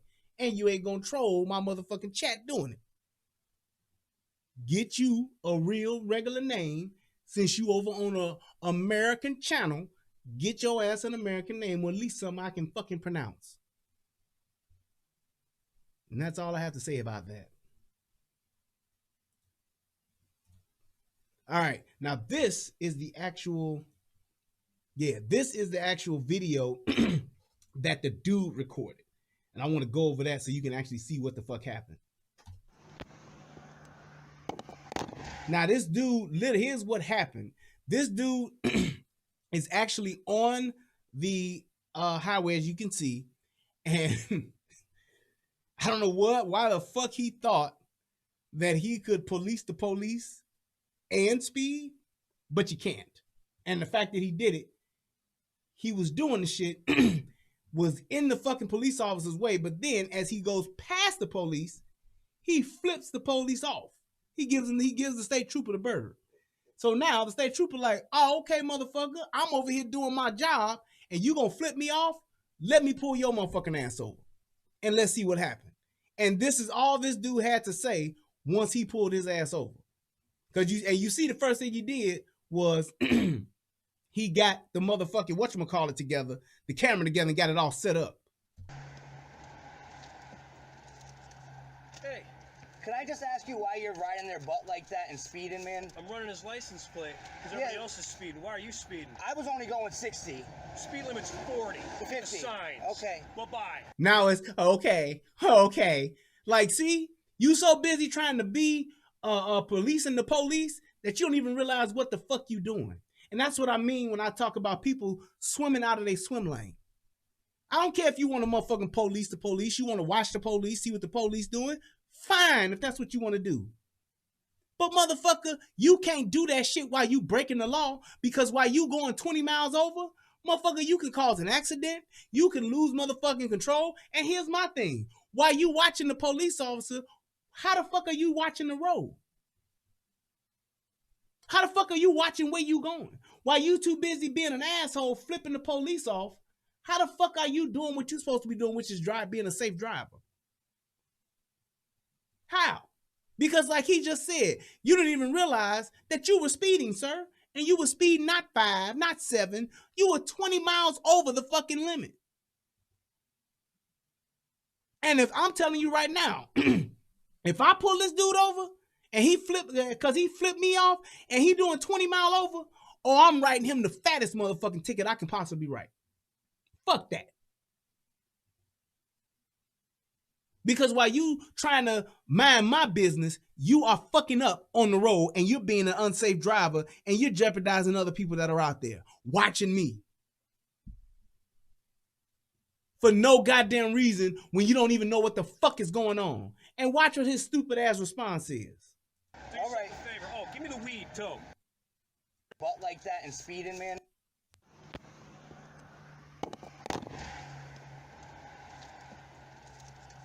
Hey, Could I just ask you why you're riding their butt like that and speeding, man? I'm running his license plate because everybody else is speeding. Why are you speeding? I was only going 60. Speed limit's 40. Look at the 50. signs. Okay. Bye-bye. Do All right. yourself a favor. Oh, give me the weed, And look, and he was letting them go. too. No, I have a. Yeah, I have no a medical shit. marijuana card. Step out. I have a card. Step out. All right, stop, man. You want to fucking run your mouth? No problem. You came to the right guy. Step out. All right, stop. Come on. Now he's trying to tell him to stop. Why you want him to stop? He's doing his fucking job. Why do you need him to stop now? You know why you want him to stop? Because now your ass is being motherfucking pulled over. Now the traffic stop is about you. While you so busy watching the fucking police, you should have been watching your motherfucking speed limit. You should have been watching what the fuck you was doing. Then you wouldn't have to worry about this motherfucker now watching your motherfucking ass. Which is my point. You want to motherfucking follow the police, you want to police the police, then know what the fuck you doing first. Know the law, know what the police officers are doing, and know that what the fuck that officer was doing was exactly what the fuck he was supposed to be doing. But no, I gotta be the motherfucker that go and tell him what he doing, tell the people what he doing. I gotta tell it because I'm doing it for the people. You ain't doing shit. Makes no fucking sense. Now get your motherfucking ass out. Hands, please. Front back. Anything sharp? No, sir. Where's the marijuana? I have it in my car, but I have Where's a the weed card? card. I have a weed card. 6 feet apart. Right now you're just being detained. You're not under arrest. Wait, what did you say?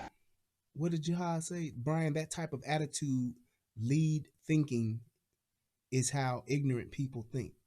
I don't understand what you're saying. No, I really don't. See, the blue car Yeah, which one? was tailing me.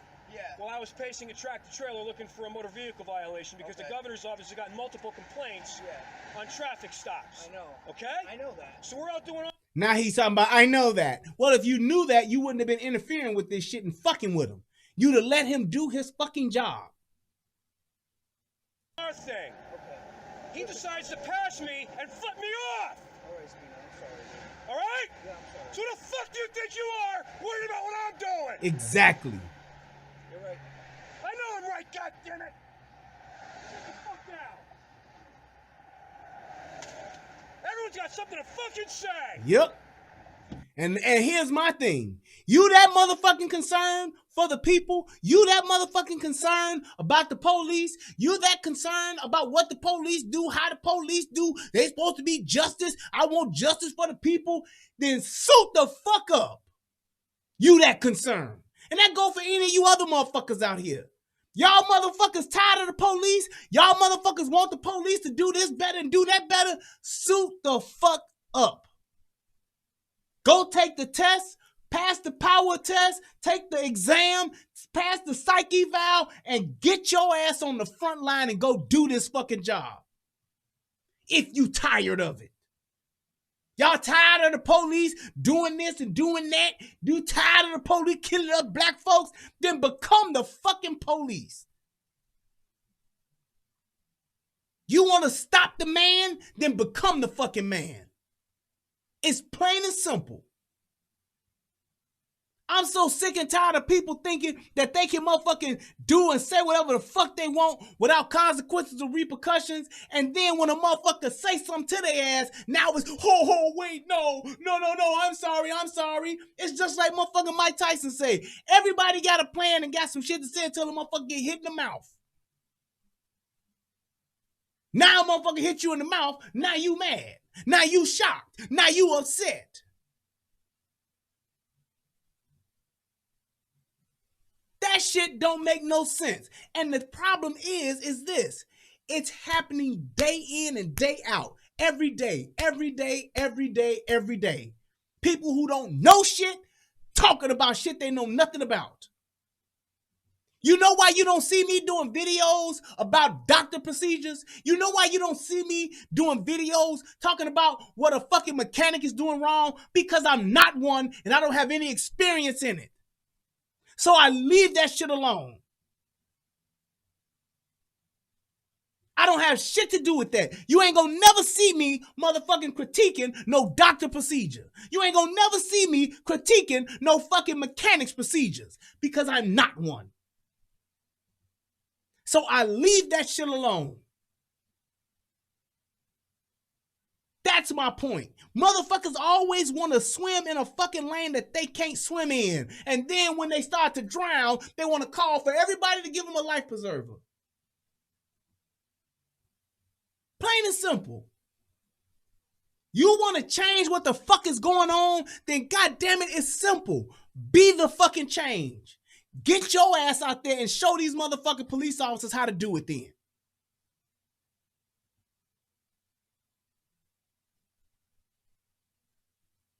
Jay Abdullah said he got to have more composure than that. This ain't about composure. You get tired of the shit.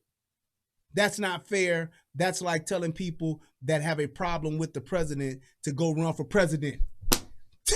An easy cop out. No, it's not, nigga. It's like this. If you don't like politics, change the politics. If you don't like the law, go and change the law. Become a fucking lawyer. That makes perfect sense. How do you say that's an easy cop-out? If I don't like what the president is doing, I need to get into politics. Number one, so that I can understand what the fuck is going on. And number two, so that I can become the change that I want to see. It's very simple. If I don't like the way that the school is being ran, I need to become a part of the school board that runs the schools.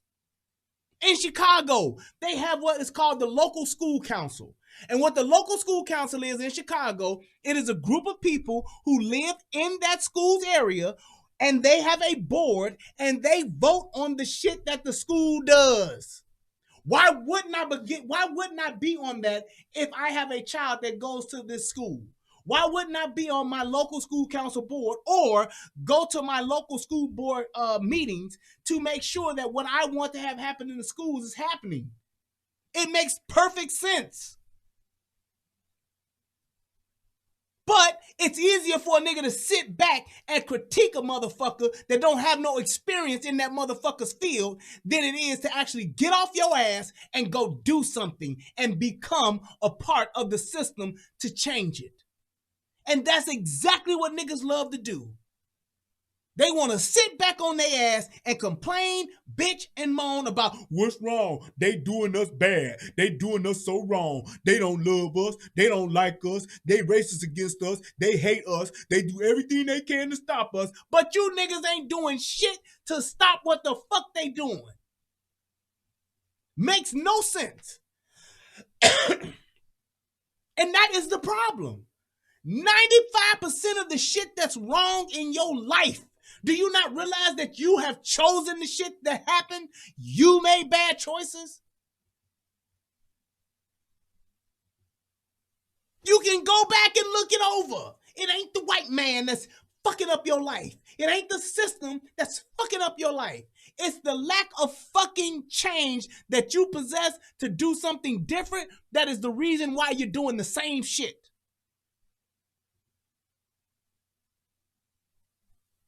That's exactly what it is.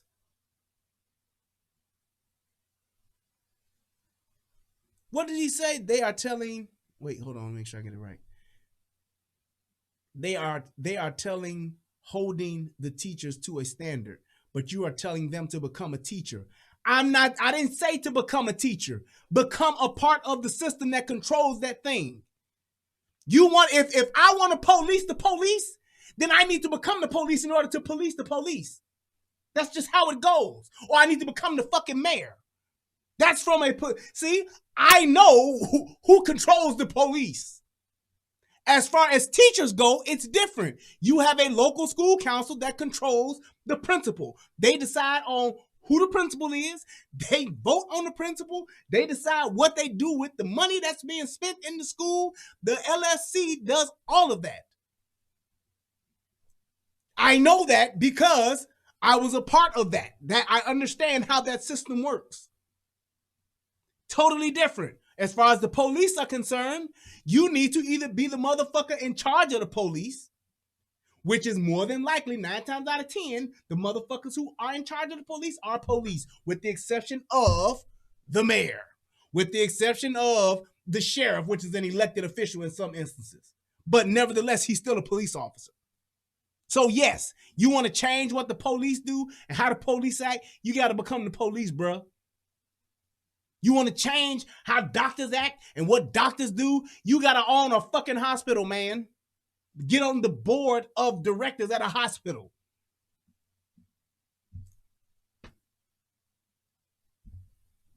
That's all it is.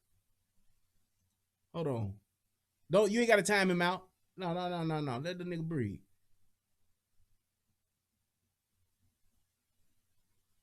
What else the guy following the cop is basically on the board, making sure the police are doing their job. No, he's not. Here's where he's wrong. And I don't mind explaining this. You can't break the law by trying to follow the police. You can't. And that's what he was doing. Had he been driving his 40 miles per hour like he was supposed to, because he does not have the power to drive over the speed limit policing the police. He don't have that power, which is why he needs to become the police. Because if I'm the police, if I ain't on that call and I want to watch this motherfucker as the police, if I'm a sergeant, a lieutenant, a captain, or a commander, whatever the fuck you want to call me, I can speed and follow him. And if that motherfucker police officer stop and say, hey, who the fuck are you following? I can say, hey, motherfucker, I'm the goddamn captain. That's who the fuck I am. Take your punk ass on and keep driving. That's exactly what he can do. So no, incorrect again, sir. I can tell, here's a case in point. Here's a story for you. My old man was on the tactical team in Chicago called HBT. He was a sergeant on the TAC team. Him and his guys drove downstate to go train. They had a training all day or whatever, and they coming back. They're in an unmarked squad car. They're on their way back to the motherfucking station so that everybody can go home, because everybody drove to the station and then they drove downstate. So my old man says, we're about maybe, I don't know, 20, 30 minutes away, from the motherfucking station or whatever. They see an ambulance just all of a sudden take the fuck off and just drive through a motherfucking red. He hit the motherfucking ambulance, hit the lights, take the fuck off and drive through. The guy who's driving is like, damn, so I don't know what the fuck they doing. He takes off and is riding behind the motherfucking ambulance. Now, hear what I'm saying. Ambulance is hopefully or supposedly supposed to be on a call. Takes the fuck off and is gone. Ambulance. The ambulance is taking the fuck off. Now, Pops and his team are in a car behind the ambulance. They take off behind the ambulance. The ambulance does this. The ambulance pulls the fuck over. All right? Gets out. The motherfucking paramedic gets out of the ambulance and comes back to the unmarked squad car and tells them, why the fuck are you guys following us? And you know what my father said? He pulled out his badge and said, man, if you don't get the fuck back in that ambulance, what the fuck is wrong with you? If you want to call, why the fuck are you worried about who the fuck is behind you? Take your motherfucking ass back in that ambulance. Ambulance. And that's exactly what the fuck he did. And it's like, his feelings might have been hurt, but think about it. If I'm, number one, on a fucking call, I could give a rat's ass who the fuck is following me. I'm going on a fucking call. I got a motherfucker who is obviously hurt and needs my medical attention ASAP. Now, if I'm dicking around, which is what they figured he probably was doing, bullshitting, then what? The last thing I want is a motherfucker to follow me. Because if I drive 10 blocks up and turn the lights back off because I didn't want to wait at the fucking stoplight, now I'm the asshole. I'm abusing my power. This motherfucker just did some stupid shit and then thought you ain't the fucking police. And regardless of who the fuck is behind you, you ain't no fucking traffic cop to tell a motherfucker that they can't follow you. A motherfucker in a fire truck, goddamn ambulance, any motherfucking traffic vehicle that can if you ain't the police, you can't tell me what the fuck to do. If I'm a civilian and I want to follow your ass, I can. Lambda, lambda, lambda. But it's like you gonna stop and try to tell this motherfucker what they can and can't do. Man, if you don't take your motherfucking ass back in that motherfucking ambulance and drive the fuck off, fuck wrong with you? Yes. What can okay? And what if the dude said no? What if they was just some civilians? No, we gonna keep following you. What you gonna do? You can't follow me. I'm in an ambulance. Yes, I can. What you gonna do? Fuck you. We driving. We following you. There's nothing you can do about it. Why even confront it? Why even worry about it? They are behind you. They have nothing to do with you. So if you want to police the police, you need to become the police. Plain and simple. Understand what the laws are. Understand what you can and cannot do. That's just like when they show those, if you've ever seen, has anybody ever seen those videos of the civilian guys? It's like about 2 or 3 guys that do this shit. They go to police stations and they film police outside the station. They film the motherfucking stations and shit. And these stupid ass police officers come up there and ask, what are you doing? Why are you doing this? You can't do this. You're not allowed to do this. And the motherfuckers are like, I sure the fuck can. This is public property. This is not public property. Yes, the fuck it is. This property is owned by the county. This property is owned by the city. The police officers don't even know they don't know the fucking the law. And you think just because you the police, you can tell a motherfucker they can't film there until you run up against a motherfucker who knows that they can. Well, you're just standing out here filming cars coming and going. And I can do that. It's not against the law. It's not illegal. Well, it's just concern for us. Motherfucker, so what if it's concern for you? You can stand there and watch him, but you can't stop him. And these motherfuckers stand out there and they just do the shit. I don't know if they fucking with him or if they actually trying to, do some documentary or something. But they have to have 2 and 3 supervisors come out there to figure this shit out. And I be sitting there looking like y'all some stupid motherfuckers. Police officers, y'all dumb as fuck. If you don't know that this guy can film he's standing on public property and that he can film y'all coming and going. Y'all stupid than a motherfucker. We're going to ask you to leave. I don't have to leave. No, you have to leave. No, the fuck he don't. And the fact that you don't know that don't mean it's his fault. It's your fault. It's like, why the fuck are you worried about it anyway? It ain't like you moving some motherfucking kilos of cocaine, motherfucker. Now, is he being a dick doing it? Making y'all paranoid? So fucking what? That's his right as a fucking American. If we could just get back to letting motherfuckers do what the fuck they want to do as long as it's not physically hurting you, we would be such a better country. We would be such a better people. Stop fucking with people and just let motherfuckers do what they do as long as it ain't physically hurting you. Mind your own goddamn business! Exactly. You're fucking speeding! How would I start with that? No shit! I was following that kid for a reason, and if you hadn't done that fucking stupid stunt, I'd be with him right now. But no! Yep. You just couldn't leave it alone. Couldn't leave it alone. You gotta be a fucking American. God help you if there's anything illegal in this car. The original dispensary. He said, God help you if there's anything illegal in this car. I know that trooper Spina was praying that Just let me find anything illegal in this car. Cause I'm taking this motherfucker to jail. And I would too. Fuck that. You done fucked up my whole motherfucking game. My whole day is fucked up dealing with your ass. If I find a piece of something illegal in this motherfucker, you going downtown. What? Is it in the original dispensary container? No. Then you're fucked. Then you're fucked. I love this guy. Shit. Mind your own fucking business next time. You hear him? You just taught me a lesson. No, dude. You should have fucking stayed out of this dude's way and let him do his fucking job. Plain and simple. And you didn't have to fucking flip him off. That's what got you pulled over. You had to get one last fuck you in there. Yeah, it's called shut the fuck up.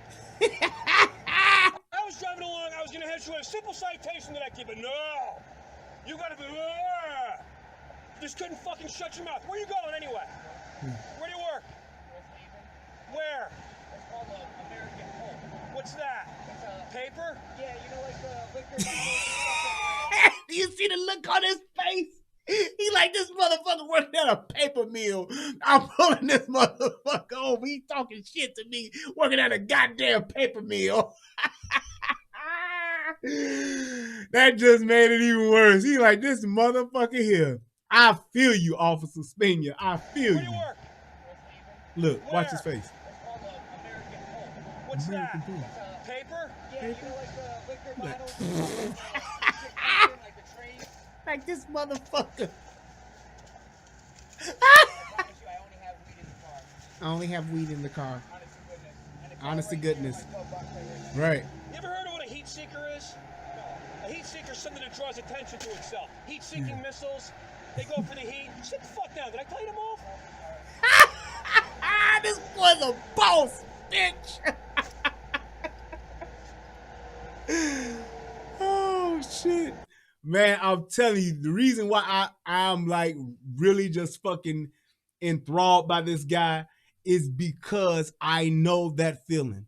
When you dealing with the shit you have to deal with, the stress of this job day in and day out, and then you have a motherfucker come along that's fucking with you doing some dumb shit, this is what will motherfucking push your button and make you motherfucking flip your fucking top. This type of shit here. Because this dude ain't got no business fucking with nobody, but yet and still you gonna fuck with me and I'm trying to do my job and you fucking with me? Dude, I ain't got time for it today. He fucked with the wrong cop on the wrong goddamn day. It's just too much. With the climate of what's going on in this world, the shit that's happening in today's time, the last thing we need is somebody fucking with us on our job. And people don't understand that. I'm on my job, man. I don't want nobody, especially a fucking civilian, fucking with me. It's bad enough I got my motherfucking superiors making sure I'm doing my shit right. I got motherfucking boards and all this shit, all of the politics that goes on with being a fucking police officer. On top of that, I got this motherfucking civilian who don't know what the fuck he doing fucking with me. Today's the day. I got time today, bro. Why am I speeding? I'm doing my fucking job. Exactly. General Statute 14-298 allows law enforcement officers to disregard the traffic laws in the performance of their duties. How the fuck am I going to catch a speeder if I'm not speeding? Exactly. He spit that law on his ass. And that's my point. Niggas don't know the law, but talk cash shit. Talking cash shit. Lorenzo Davis says, Brian, can civilians do ride-alongs with cops? Yes, you can. Most departments have a here's what you do. And I recommend this to I recommend this to anybody. People who support the blue and people who hate the blue. Go to your local police station and ask the desk sergeant or ask one of the supervisors there, what do I need to do in order to do a ride-along with a police officer? You can set up a date and a time, and most of them will more than happily set your ass up with a police officer to do a ride-along. You can go out. Some departments might even let your ass ride along a whole motherfucking shift. But you can just set up a couple of, maybe an hour or two or whatever, and just do a ride-along. You can absolutely do that. Absolutely. I strongly recommend it. And those of you that are actually, in support of the blue, go and look into becoming a reserve police officer. Reserve police officers in most areas, in most departments, they are and have to go through the same motherfucking thing that police officers go through. They have to go through the law enforcement certification stuff. They have to do the power test and all of that shit. They have to go through all of that, go through the academy. They actually have, I know in Michigan, when I was in the reserves, they actually had a reserve academy. Your ass went and you went to school, you learned the motherfucking law, you learned about the motherfucking, the amendments and all that shit, and you learned how to be a police officer. And then your ass had to do ride-alongs every month. You had to do certain events throughout the year. They were mandatory shit that you had to do, so you have to commit to it. But if you have the time, go and do it. Right. Shaq did that shit. Shaq became an actual police officer. He did it in LA and he did it in Orlando or Fort Lauderdale, one of those two. But he actually became the police. And it's like, you should. And I think his cousin is the actual chief of police in Fort Lauderdale. But either way, he went through it. He went and got certified police officer. You go and do the shooting qualifications and all of that shit. Go through it, man, and do it. Right. Become a firefighter, volunteer firefighter. They have those people too, where you literally are on a schedule, and if some shit go down, they call your ass. You get a pager, you get a little light to put on your car, and you go and help out the fire department when shit goes down. Why not? Because it's in your community. It's in your area. Being in a part of the law enforcement department or just public service, period, in your community, everybody should want to do it. You just should. Do your fucking part. Help some people. Help some police officers better understand the neighborhood. Go and say, I'm going to do this and I'm going to teach this motherfucker. Maybe you can teach a police officer something. Maybe you can teach a fireman something. And just maybe they can teach you something.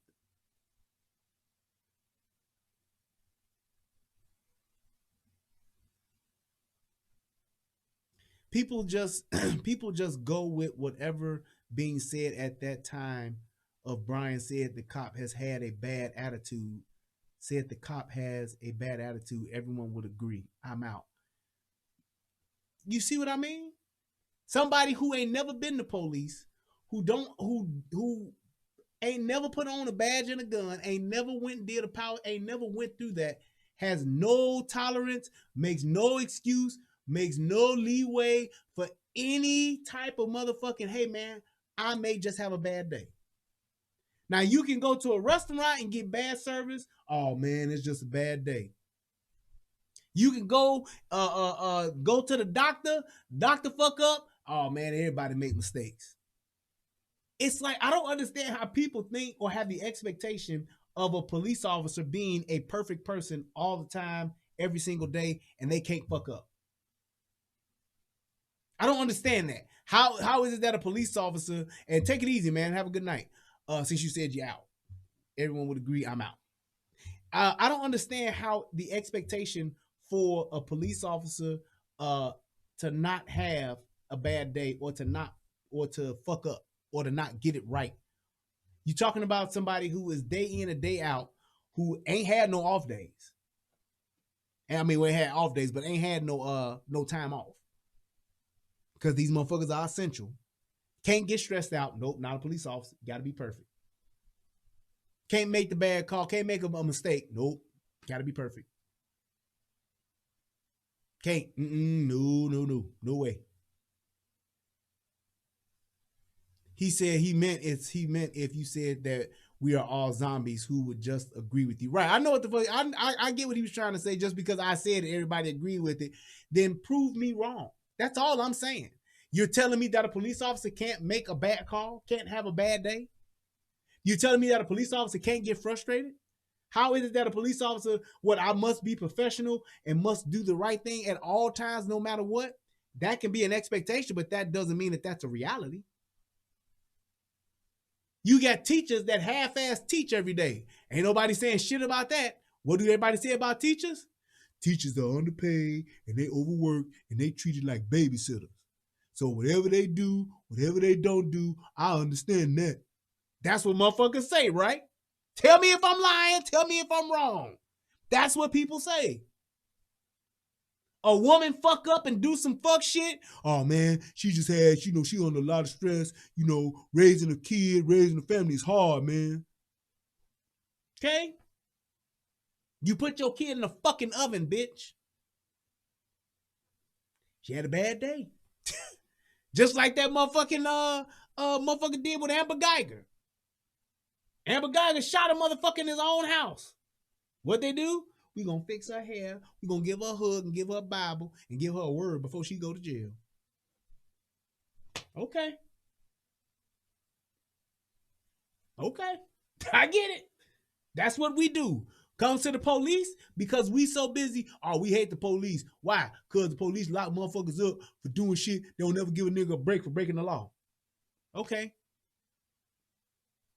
So that means they have to be perfect. I get it. Waste of time. Job at NASA with physics? Right, man. Where do you want this? Doesn't get trashed. I can tell. I don't want to get ruined.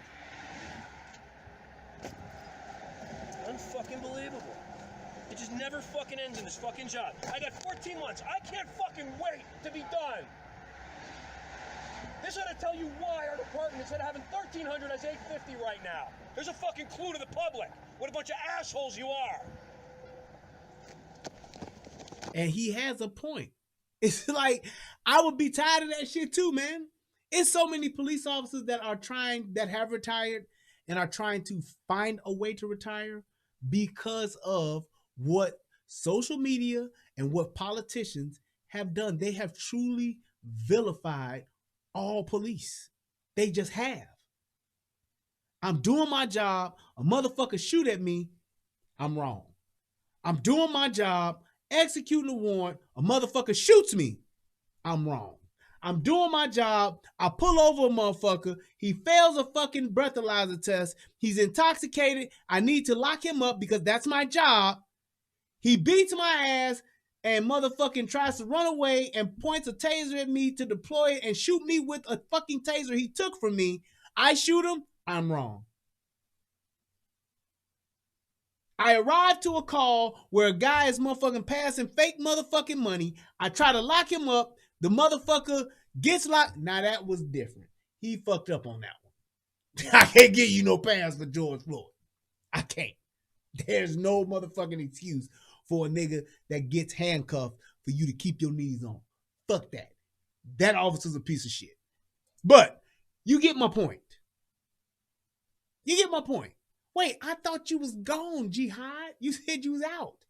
No, you saying people can't get frustrated and get on the police unless they become the police and don't understand people make... No, that's not what I'm saying. And people don't understand people make mistakes when they shoot or lock up someone for... No, that's not what I'm saying, man. Listen to what I'm saying again. If you want to police the police, you need to know how to do it. You need to know what the laws are. That dude was speeding, following a police officer who was actually speeding because he's allowed to and is authorized by the law to do so. And this other guy who didn't know the fucking law wanted to question that police officer as to why he's speeding. That's what the fuck I'm talking about. He didn't know what the fuck was going on. Had he known the law, or had he been a police officer, he would then know that what that police officer was doing was well within his authority to do so. That's what I'm saying. A motherfucker who just got a fucking camera and a fucking car shouldn't be able to say, I'm going to police the police and I know what I'm doing. No, nigga, because you don't know what you're doing. And because you're out here driving 20 miles over the speed limit because you're worried about why the fuck I'm speeding as the fucking law enforcement officer, you're not only breaking the law, but you're putting other people's lives at stake, in danger. The motherfucker was doing 60 and a 40. So that's what I'm saying. So you can say police, and become the police to police? Yes, because they're in a position of authority. If I want to critique what a fucking judge does, I want to critique the Supreme Court justices, okay, I can sit and do that all day. But I can't change shit until I become a lawyer and write some fucking laws and come up with some laws, or become a politician and come up with some legislation to actually circumvent the fucking laws or to change the laws. I can't sit back and say, yeah, I'm just a person who got a camera and I'm standing in front of Washington, D.C. on Capitol Hill talking about these bills. They just some bills. Yes, they're only some bills. And they sitting here on Capitol Hill. I can do that all day, but ain't shit gonna change until I become a politician. Ain't shit gonna change until I become a part of government to change the law. That's what I'm saying. And if you can't understand that, I don't know what else to tell you. You're essentially hoping that some people that are doing something you don't like will do what you want them to do. And I don't see that happening. Makes no sense, man.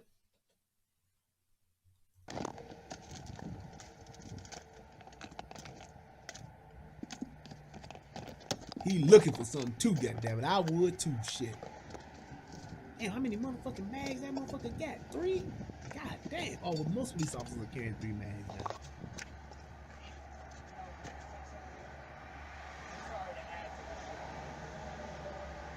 Right there. You want it on paper or not? Boom. Is it in the original dispensary container? Nope. Got your ass. Turn around. He stuffed your shit.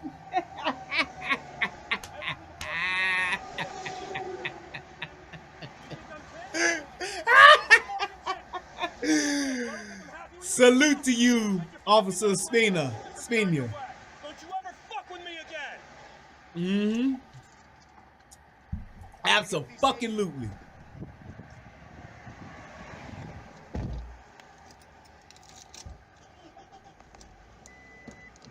And here's the thing. He took and smashed his shit. And I'm going to tell you right now, here's another reason why I like this trooper. He could have been a real dick and locked this motherfucker up or wrote this motherfucker a ticket for what the fuck he did. I don't know if he did write him a ticket or not, but let me see. I think he just let the motherfucker go.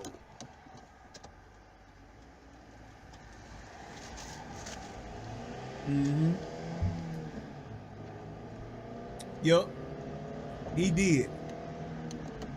He did let that motherfucker go. That lets you know he's not a fucking asshole. He let the motherfucker go after all of that shit. Wait, what did he say? Fuck y'all in the comments. Wait, I couldn't read it. Shit, I missed it.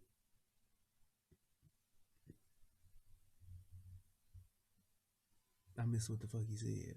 Whoa. Police don't use the same discretion.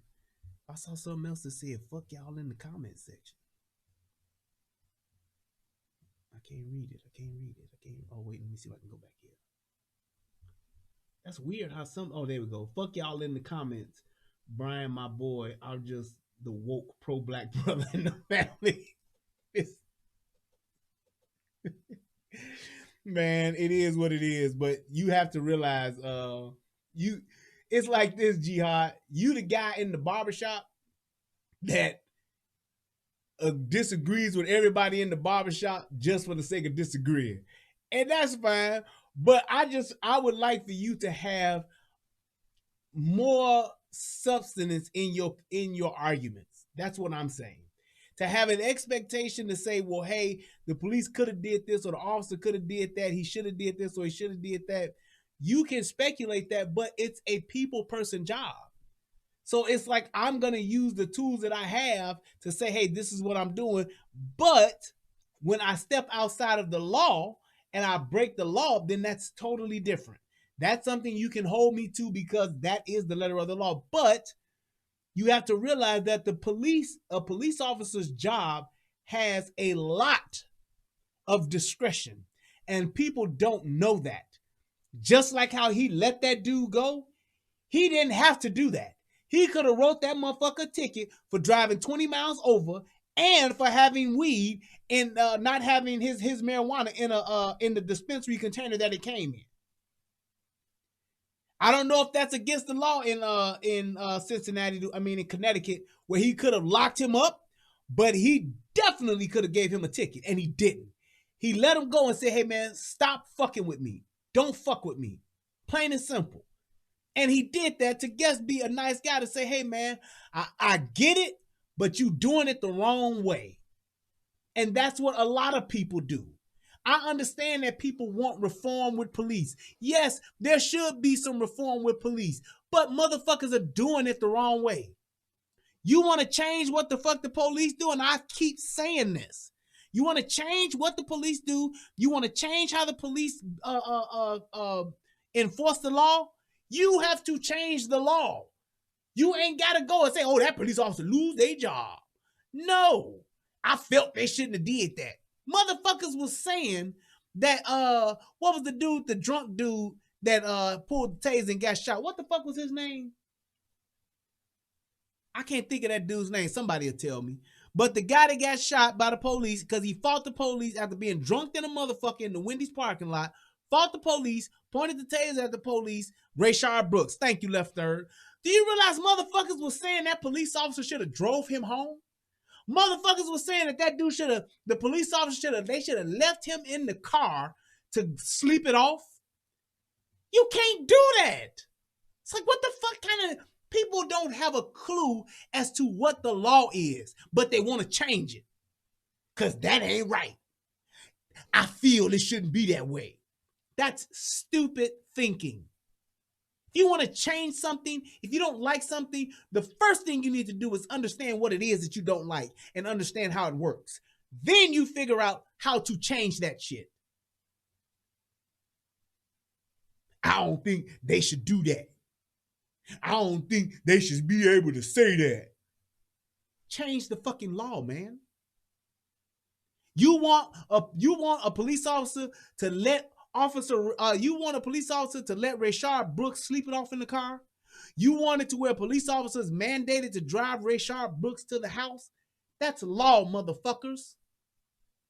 Talk to your local politicians and get the law changed. Get new laws written. That's the only way that works. Not just talking about, "I feel he could have let him sleep it off, bro. He had to do all that." Just like when people see the police restraining a motherfucker, and the first thing out them niggas' mouths is, "You ain't got to do all that. It don't take 4 of y'all." The fuck it don't. You try to wrestle this motherfucker down and put cuffs on him and tell me how successful you do. "Oh, that ain't my job." Then shut the fuck up with trying to tell me how to do mine. That shit is crazy. Niggas stand around and do that shit all the time. "Man, it don't take 5 people to lock up one dude. If it take that many, you shouldn't be the police." The fuck you mean? Motherfucker? Oh, so I guess if a big ass nigga like Shaquille O'Neal got to get arrested, ain't nobody big enough to arrest him, and it's only got to be 1-on-1. It's like a fight, so should nobody be police? Why? Because Shaq live in our town, and can't no one person arrest Shaq. If Shaq want to fight, we can't stop him. What kind of shit is that?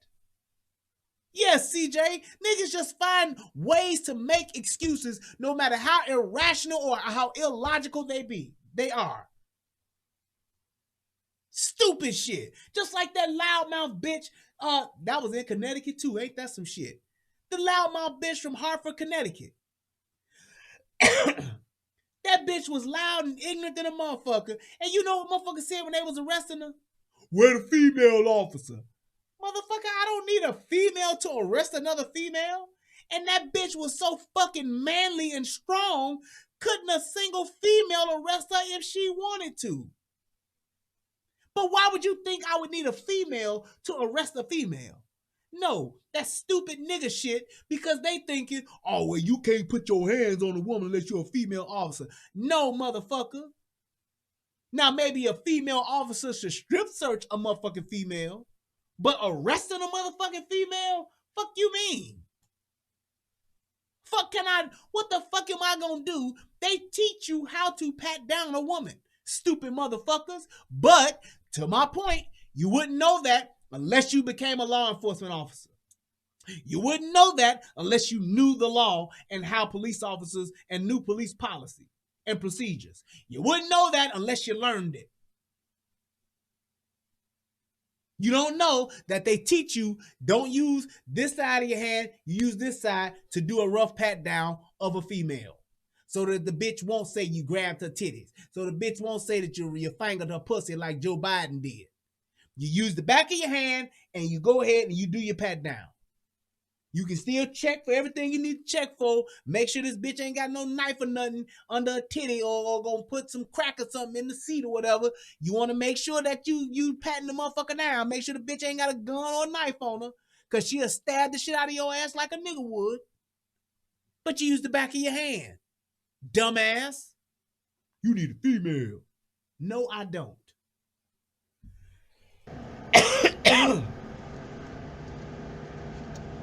I think that was it. God damn, I need some water.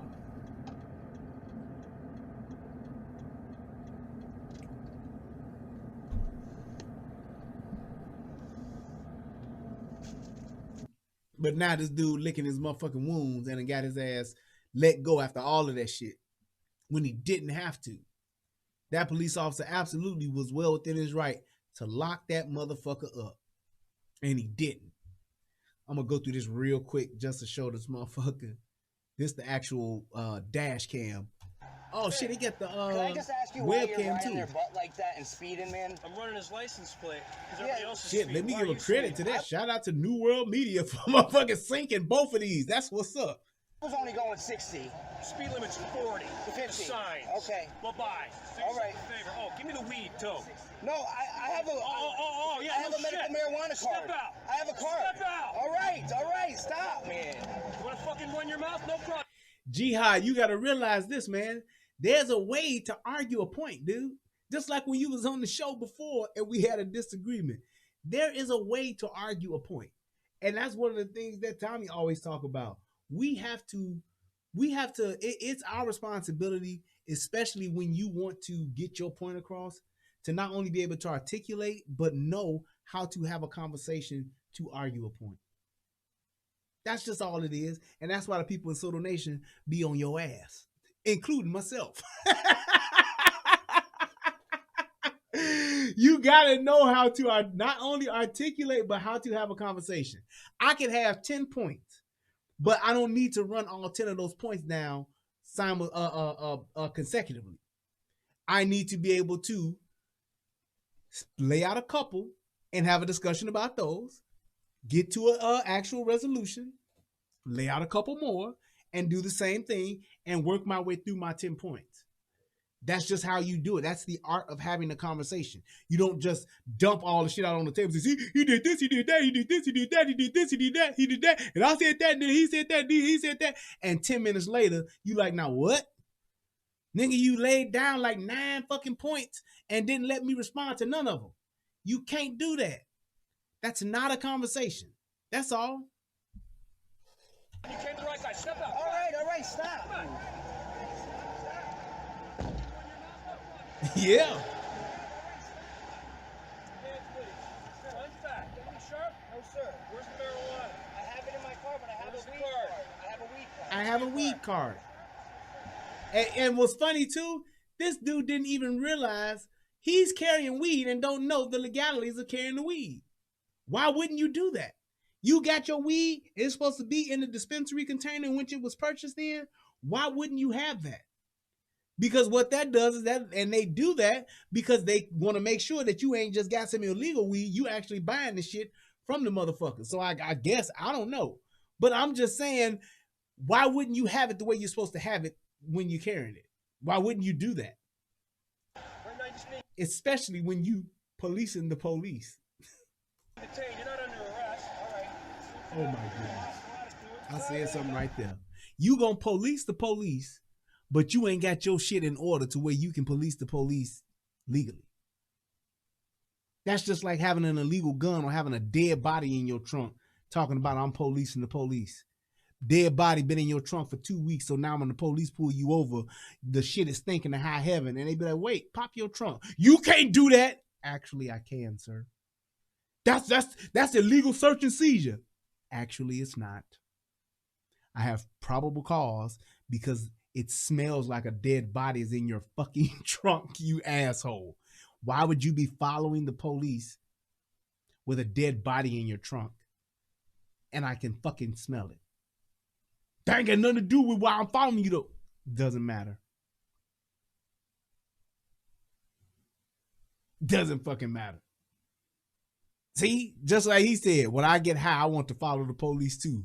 Would that be smart to follow the police and you're under the influence of a drug? That's not. That's just not. See, the blue car was tailing me. Oh, While I was pacing a tractor-trailer looking for a motor vehicle violation because the governor's office has gotten multiple complaints on traffic stops. I know. Okay? I know that. So we're out doing our thing. He decides to pass Evil me pig. and flip me off. All right? So who the fuck do you think you are? Worried about what I'm doing? On his ass. I like this view better because you actually see him on his ass.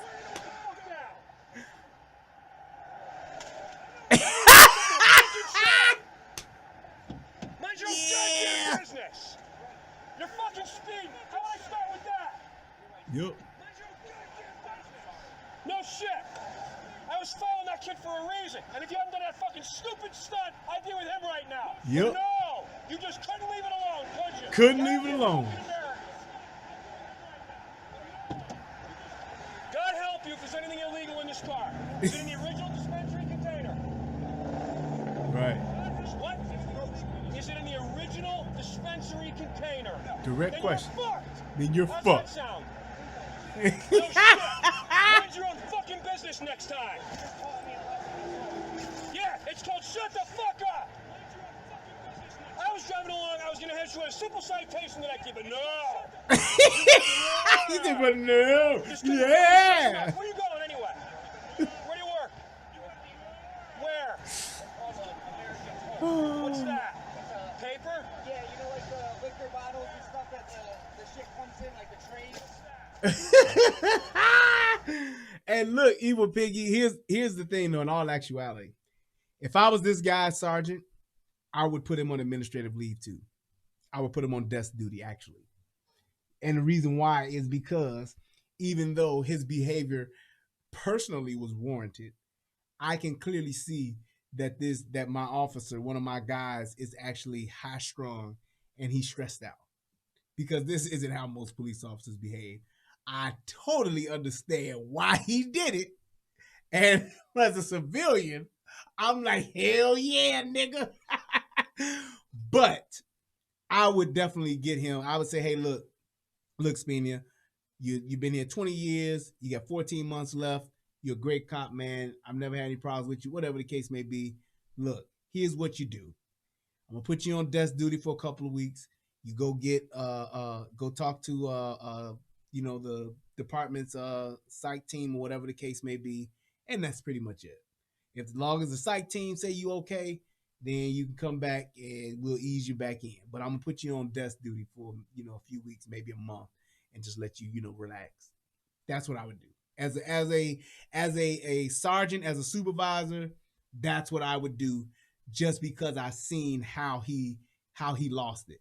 I understand why he lost it, but in a situation like this, with him being that high strung and that stressed out and pissed off, then I know that my guy is overworked. I know that my guy is stressed out, and I'm going to get him some relief and get him some help. That's what I'm going to do. Just that simple. That's just what I would do. That is the right thing to do. As a fellow police officer, if I'm riding with this guy and I see him jap out like that, I'm gonna be like, hell yeah, and I'm gonna back his motherfucking play in the moment with that call, with this stop, I mean. But I would then talk to my sergeant and say, hey, Sarge, Spina needs to get some time off, man. You need to send him home, let him go home for a couple of days. You know what I'm saying? Just so he can decompress. Because the thing is, when you're on the job like that, and you're day in and day out, regardless of your off days that you have, working like that in a stressful environment, you have to decompress. You have to be able to take vacation and shit like that so that you can wind down, so you're not always wired like that. And that's exactly what that is. That guy's out there, like he said. You got the governor and shit complaining about motherfucking traffic stops. So now what does that mean? Captains, chiefs, lieutenants, sergeants, all shit rolls downhill. The governor's complaining about traffic stops. Then we got to step up traffic stop, guys. The governor's telling us we need to do it. So let's go out here and let's go get them. Go hunting. And they look at that. They look at the tickets that you're writing. They look at the stops that you're making. They look at that shit. So it's like, that's what happens. People talk about, oh, they don't do quotas and all that shit. Motherfucker, you can performance manage just about anything. That's just the reality of it. As a supervisor, I can see how many stops my guys are making to see who's working and who's not. I can see what my guys are bringing in as far as evidence and shit like that, and know who's working and who's not. You know who your go-getters are on your team. You just do. That's just how it is. And it's like, and even in some instances, some departments, they will go ahead and take funds and just allocate them to a traffic team, a traffic unit, to where that's all they do. All you do is stop motherfuckers. They speeding, you get them. They 6 miles over, 5 miles over, 7 miles over, give them a ticket, write them up, give them some paperwork. That's what they do. Just so that shit like that won't become a problem. And it's a revenue stream. Just looking at the facts of it. You break the law, you go over, motherfucker, you gonna pay something. You might be over 20 miles an hour and I might just write you a ticket saying you was over 10. Point is, though, you still gonna motherfucking pay. That's just how it is. So he said, that's why I know it's the higher ups that tell them to kick up on black people. It's not about kicking up on black people. The thing is this, you know who commits the majority of your crimes. You know where your high crime areas are. And high crime areas, there are a lot of different factors to it. Not just black folks or niggas living in the area. It's the fact that you have this group of people, whether they black, Hispanic, white, whatever. If you have a group of people that are living in an area where there are not resources, number one, there's a lack of resources, there's a lack of jobs, that makes people have illegal jobs. People steal, people sell drugs. That's going to be an uptick in crime because of the fallout from drug selling and theft. Shit like that happens. You got liquor stores on every corner, so now you got people drunk, you got people high on drugs, and you got people living in the same area on top of each other, like in a project, living on top of each other. That's a stressful environment. That's a bad environment. But that is not only controlled by your local politicians, but it's also controlled by your residents. And when you got a bunch of women living in these neighborhoods, you got a bunch of women as the head of these households, they don't know how to do shit but survive. They don't know how to go out and thrive. They survive. They do whatever it is so that they can motherfucking make it to the next meal, the next day, or the next roof over their head, and that's it. And when they get a handout like Section 8, and they ain't got to go out and work, they ain't got to go out and do shit, they sit up on their ass, and all they do is perpetuate the fuckery that's going on in their environment because they don't want to get off their ass. There you go. That's the reality of the shit. When you really want to take a look at it, that's what it is. It's a multi-pronged motherfucking situation to where you have all of these things that happen in these neighborhoods, in these urban areas, and that's what happens. Just like when you take a trailer park. Trailer park has crime that's similar, but it's just not as rampant. You got motherfuckers in trailer parks. What are they doing? They cooking up meth.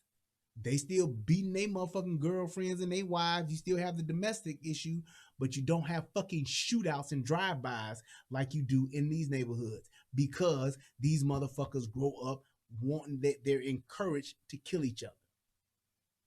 Why do you say that? Because you listen to the music.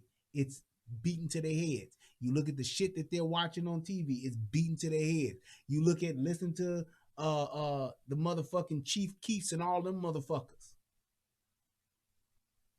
It's a mental thing. And when you don't have motherfuckers that are there to actually raise their children and tell them what's right and what's wrong, like what fathers do, and force them to be responsible like fathers do, when you just got mamas in there just trying to get over and trying to get by, like Talib Kweli, they just doing just enough to get by, that's it. That's all they do. So there's no accountability. There's no responsibility. It's just motherfuckers doing whatever they can, whatever they want to do just to get by. That's it.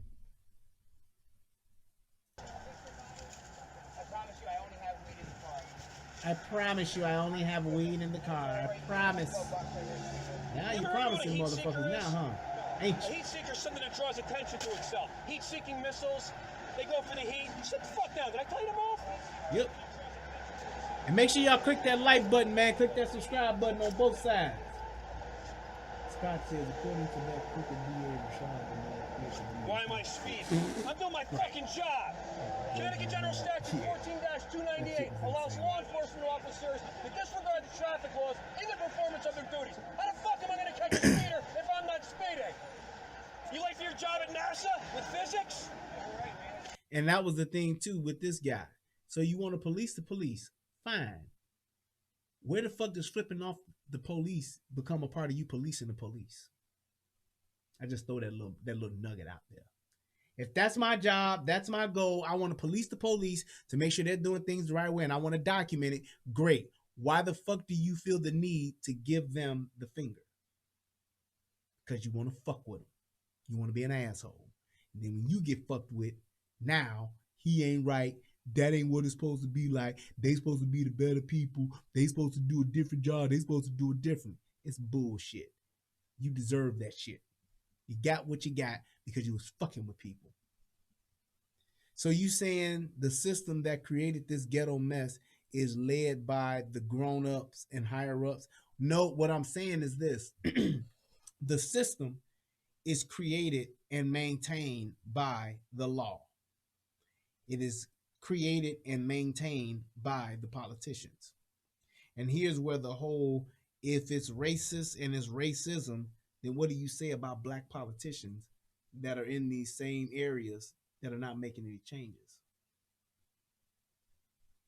If the system is racist, we talk about systemic racism, this entire system is governed by politics and lawyers.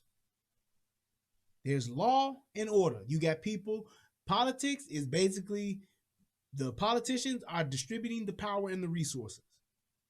And they're doing that, and the law is there to keep order.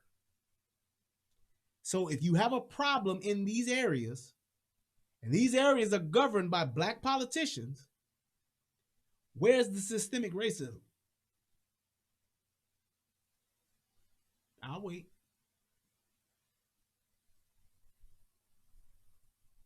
If this is systemic racism, where is it if black politicians are the ones that's in charge? Look at Chicago. Who's the head politician in Chicago right now? It's a black woman by the name of Lori Lightfoot. She's in charge of the city.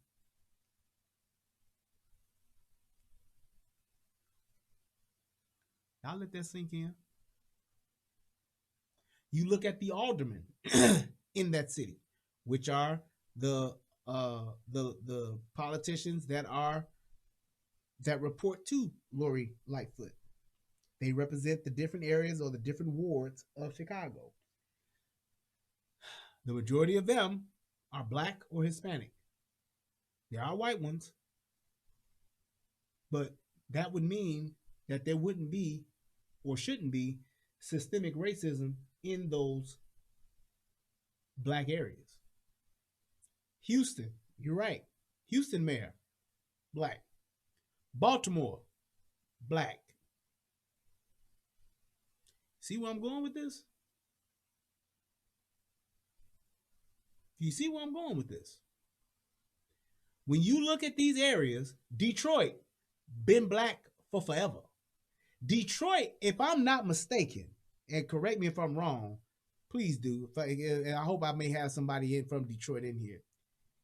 Detroit has been politically ran by black folks for, I want to say, probably since the 80s.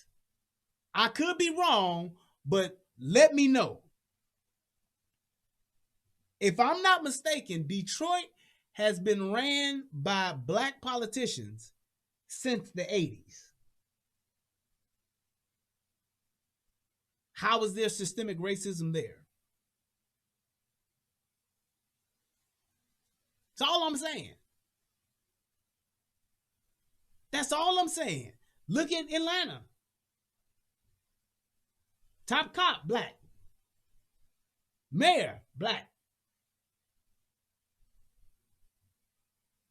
Just saying. When you're talking about this system, when you're talking about the powers that be, I get that. You're talking about the Illuminatis and all of these secret societies, or whatever. When you're talking about local politicians in these cities, I'm not even going to go as far as the president. I'm not even going up that high. I'm just going by the cities. Cities, local government. If they are ran by black folks, which I just pointed out clear instances of where this is true, then that would mean at the very least in those areas, there would be no systemic racism, which would then have you ask the question as to say, well, why is there so much high crime amongst black folks in these areas? I'll wait for somebody to explain that to me. Who's in control of the city? Well, you got the governors and all. No. In the city, black ran cities by these black politicians, why would there still be high crime and lack of resources and lack of this and lack of that in those areas?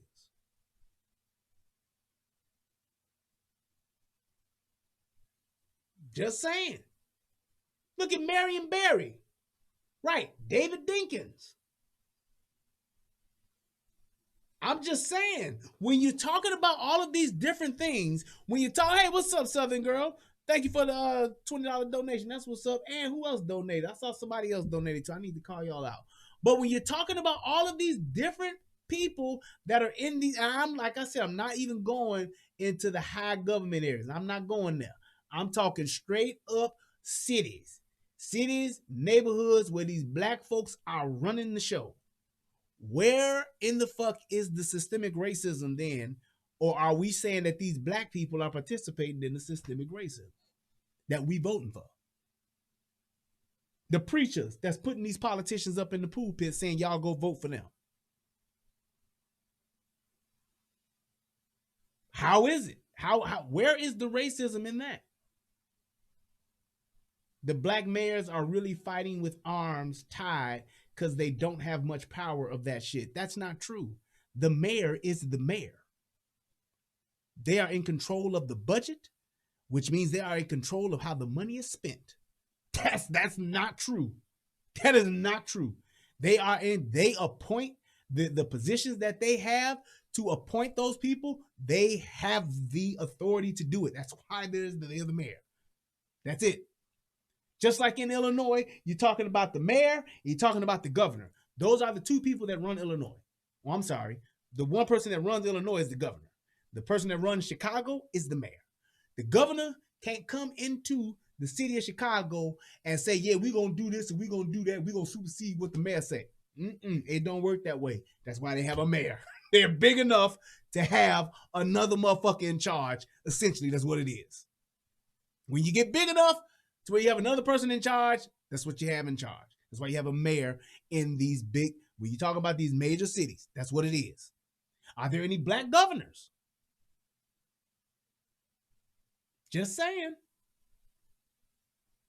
Is there a black governor anywhere in this wonderful country of ours?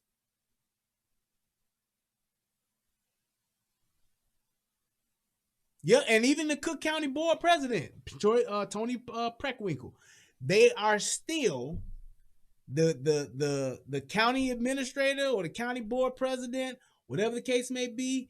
They still have to respect what the mayor is doing. Brian, why in the fuck are you telling on black folks we don't do it with self accountability? I know, Ronald, I'm fucking up. I told you, man, I got time tonight. I've been waiting to do a show all day. But I'm just saying, yes, they do. Any of them run out and they have legal routes to file. Yes, that's just like when Rahm Emanuel was talking about how when the city was on fire, in Rahm Emanuel was in charge. He didn't ask for no help. Motherfucking Lori Lightfoot. Trump was offering help. Just let me know what you need. I'll be there. I'll come help you. They didn't want to do shit. Fuck the mayor. Keep my name out your mouth. Meanwhile, 32 niggas then died over the weekend. The mayors run the city. Now, outside of the city, yeah, that's why you have county. Outside of the county, that's why you have state. But when you're talking about the inner cities where most niggas are, that's why you would be concerned with what's happening in the inner cities. The whole other side, when you're talking about the president, when you're talking about the your state reps, you're talking about all of your congressmen and all those people, what they are there to do, they are your connect to federal funding. So your city is already taxing this motherfucking people. All of the property tax, the license plate tax, and the city sticker in Illinois, what do you have? You have a plate sticker that you have to pay for. That money goes to the state. Then you have a city sticker that you pay for. That money goes where? To the city.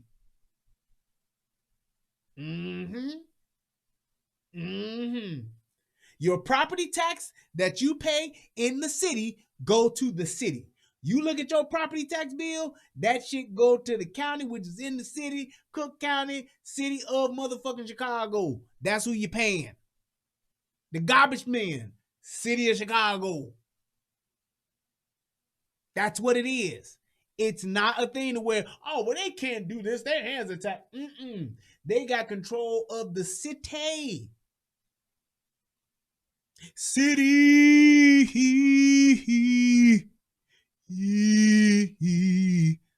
Oh, yeah. That's what they do. Yeah, exactly. Hey, Michael S., I definitely believe that. If it wasn't for Chicago / Cook County, Illinois would be a red state.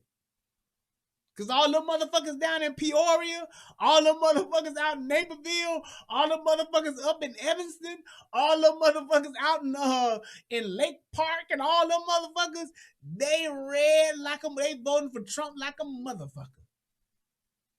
But because you have such a high concentration of people in the city of Chicago, that's what it is. And just like who talked about California earlier? California got Hispanics motherfuckers running that shit. What they doing? Steadily passing laws for motherfucking immigrants. Steadily passing laws to help their motherfucking citizens. Why ain't niggas doing the same thing? And all I'm telling y'all is, all you have to do is ask the questions why. Stop blaming the man. Stop blaming white folks. Now, do white folks and the man and the system have some fucked up shit wrong with it that needs to be approached, that needs to be looked at? Yes, everything does. Is our country perfect? No, but we the best out of all the rest of them. Tell you that. There's plenty of other things that you can look at. The biggest impact is what you want to go for. Just like the movie, the clear and present danger that you see is what you need to go after. Right, why not fix the potholes in the roads everywhere? Because what do? City fix the city potholes, the state fix the rest. The highways and the expressways, that's on the state. The local neighborhoods, that's on the city.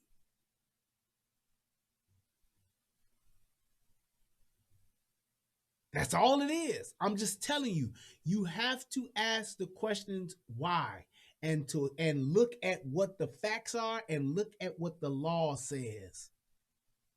If I'm the mayor of Chicago, that means I am essentially the person who tells the top cop what to do. Y'all saw who Lori Lightfoot brought in as soon as they got rid of the motherfucking the other police officer, my man Johnson. What's his name? Ronald Johnson or something Johnson, some shit like that. What'd she do? She brought in the black dude they used to be the top cop here in Dallas. So if she hired the black dude that was down here from Dallas, where do you think his allegiance lie? Who do you think that he riding with? He riding with the mayor. I'm going to do whatever the fuck the mayor tell me to do for the most part. Why? Because the mayor put me on. First of all, got me this motherfucking high-paying $250,000 a year job. I don't know these motherfuckers in Chicago. But shit, why wouldn't I? That's what I'm going to do. That's who I'm riding with. That's my squad. It's that simple. So when you're talking about getting Eddie Jones, thank you. When you're talking about getting shit done, you don't need to motherfucking walk and march on the goddamn expressway and stop the airport. We gonna block the planes. You don't need to go march and walk down on the Magnificent Mile. You don't need to go down on the day after Thanksgiving and say we gonna stop the shopping in the city. No, you take your punk ass to the mayor office and say the next time this not well dressed, fucked up hair wearing bitch come walking through these doors, she gonna hear from all motherfucking 800 of us. And if the bitch ignores, we gonna show the fuck up on election day and vote her black ass out. That's what the fuck you go do. That's why I tell people all this marching and protesting shit, it's stupid and a waste of fucking time. People have power today. Martin and all them niggas, they march for you to have the power to vote in and out a motherfucker that you want, so you don't have to march and lay down in the street and make human chains and tie yourself to trees and all that shit no more. There's no need for the animal sacrifice. Jesus then came and died. So you ain't got to do that no more. You just ask for forgiveness. You don't have to take your best lamb and burn the motherfucker as an offering at the altar. You just go and ask for forgiveness. You go down to your local politician's office and say, look here, motherfucker. If you don't do this and get us more police in our neighborhood, if you don't do this and get these 35 liquor stores off these 35 blocks, we voting your punk ass out. But you know what that takes? That takes the people in your neighborhood to come together and get their punk ass up and go down there to that office. And niggas don't want to do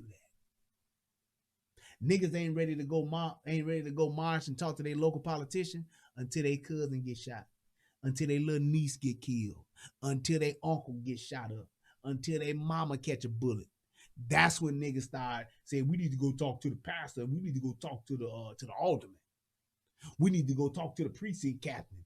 That's when you do that. After Man and Nuck get shot the fuck up.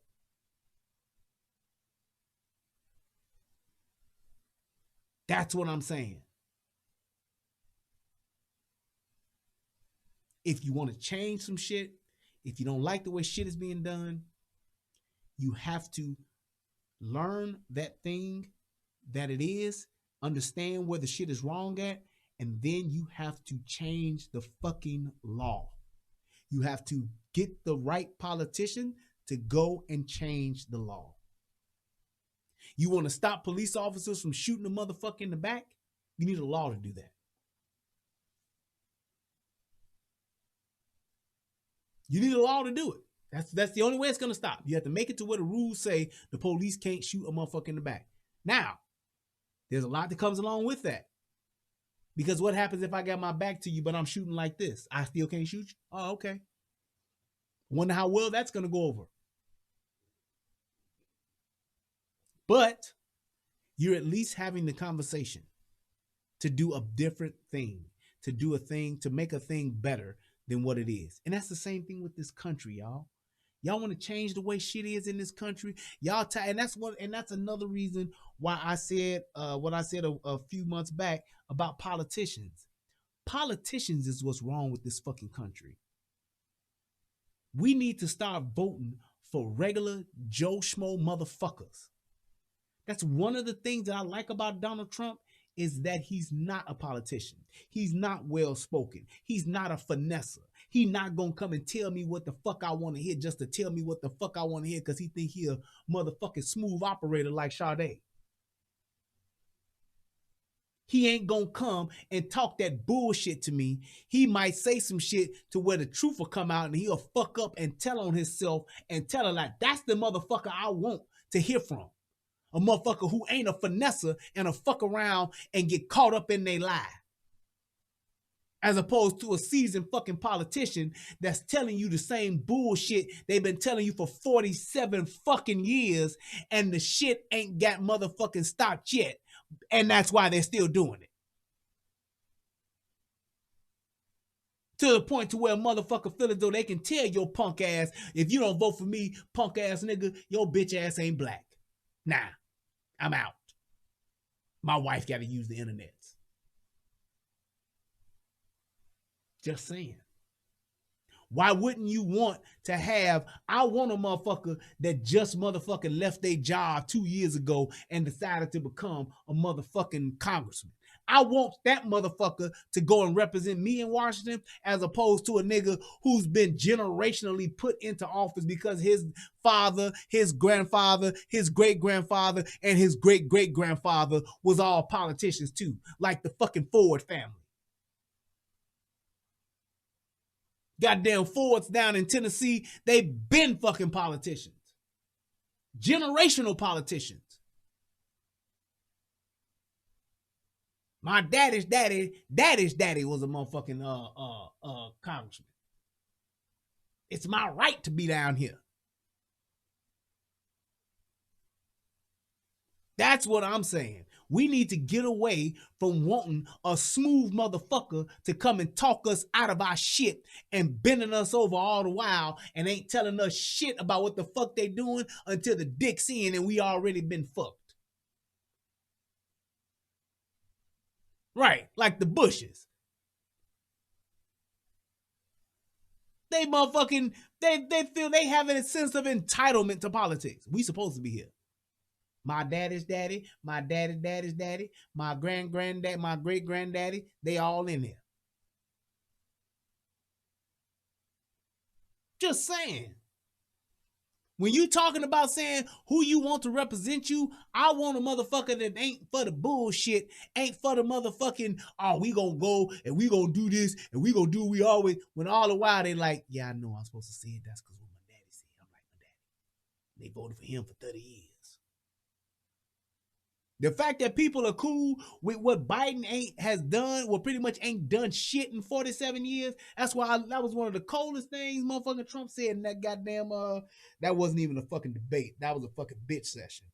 But one of the coldest things he said was, motherfucker, say what you want, but I've done more in 47 months than what the fuck you've done in 47 years. Facts, bitch. And he has.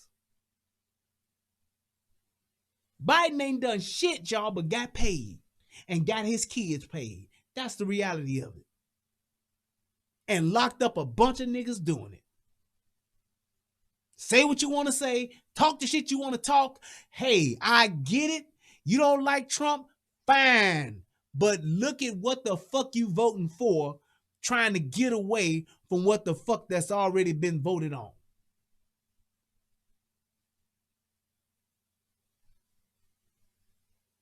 I'm telling you, ask the questions, man. You know how I voted for Trump?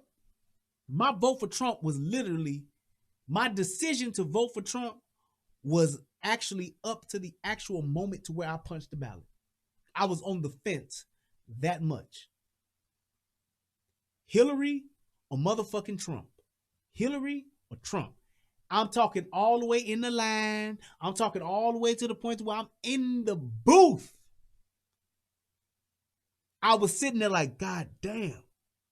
And you know what made me switch? You know what made me literally say, I'm voting for this nigga. Well, this white boy. I said, what do you know, Brian? What do you know about this bitch? And what do you know about this dude? And which one of them have actually fucked with you and your people? who's done stuff for you and your people. And I couldn't map out shit that Trump has done for niggas. And I couldn't map out shit that Hillary has done for niggas. But I could map out what Trump has done to niggas and what Hillary has done to niggas. And at that time, I said, well, this bitch locked up a gang of motherfuckers. Niggas that I know personally have been a victim of this bullshit ass crime bill that they did. Calling motherfuckers super predators and all that shit. 3 strikes, niggas going to jail for forever just because a motherfucker got pulled over for taking a goddamn piss outside or some shit and it just happened to be their 3rd strike and that's it. I'm telling you that. I literally was in the booth debating that shit and I said, I don't know too much about what this motherfucker has done as a politician, but I sure know how much this bitch has done. The fuck shit that bitch did in Benghazi, letting them soldiers die like that. The fact that this bitch thought I was stupid enough to where she could tell me, I don't even know what a server is. Oh, okay, bitch. I got you. That's a slap in my face. You telling me your ass been born and raised in motherfucking politics for 30 years, and now you talking about you don't know what a server is. I'm that stupid? You right, bitch. You just think I am, and that's okay. Let me go ahead and hit this motherfucking Donald J and see what happens. Wasn't necessarily, oh man, he gonna be great. But he was definitely better than that bitch that was right next to his name. Or under his name. I don't know what the fuck was on the ballot, what order they was in. That's what it came down to. What do I know? And that's what you all should be doing. What do you actually know? Fuck what somebody telling you. Figure out what it is that you know about this motherfucker. Figure out what, not what they said. He been impeached. Do you realize if that motherfucker had did anything that they could have got him on, they would have been got his ass up out of there? That's how many motherfuckers don't like him because of his so-called drain in the swamp mentality. He tired of these motherfuckers just doing all this fuck shit and like, man, we way better than this. These niggas just up here getting motherfucking money. The fact that this motherfucker ain't even taking his salary, he donating his motherfucking presidential checks. Name me one nigga that y'all know that's gonna let $200-something thousand, down to $300,000 just go to the wayside. Fuck that check. I'ma donate it. When you ain't got to. When ain't no other president before you has ever done that. Tell me that. What type of devilish, racist, no good motherfucker does that? Treasonous motherfucker does that. But you won't talk about that shit. The motherfucking crime reform bill that motherfucker put that let a bunch of niggas out of jail.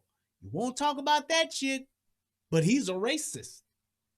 You ain't even smart enough to ask that question. Why would a white man who hate niggas come up with a fucking bill to release niggas? That don't add up. That don't add up.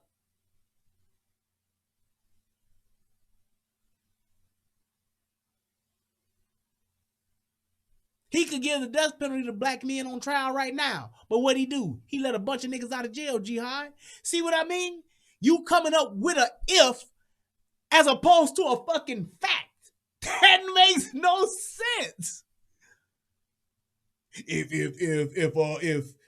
Trump was, if Trump was back then and back in the day, if Trump was around, he would have been whipping niggas too on a plantation.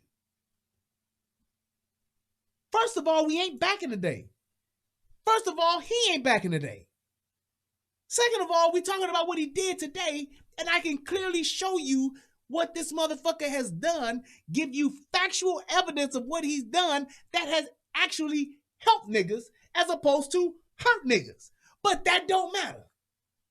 Because I want to live in the if. That makes no sense. That's like something to where you say, well, LeBron James and the Lakers, they look like they're going to win the championship this year. But had they been an NBA team back in the 80s, man, shit, boy, they would have lost too. Just like they'd have lost, just like the rest of them teams lost, man. You know what I'm saying? What? Why is that even something to talk about? Something that is completely not even possible to happen. You have no evidence to substantiate any of it. But that is the statement that you make in comparison to what has already been said that you know is a fact. Those are the things that we as black folks, that we as niggas, we are just masters at that. Talking about the shit that ain't happened, talking about the shit that coulda, woulda, shoulda happened, as opposed to talking about what is actually happening and what has actually happened. Niggas are still talking about slavery. You know what they did? It's a slave mentality, man. They still treating us like we back on the plantation, man. You know what I'm saying? They still cracking the whip. It's just a different mentality that we have, that it's the same type of mentality, but it's just a different plantation. You know what I'm saying? Are we on a plantation? Not to say that what happened on a plantation wasn't fucked up. But are we on a plantation today? No. Do we have rights today? Yes. Do we have power today? Yes. Do we use it? No. So there's the problem. Why wouldn't we try to find a way to use our political power?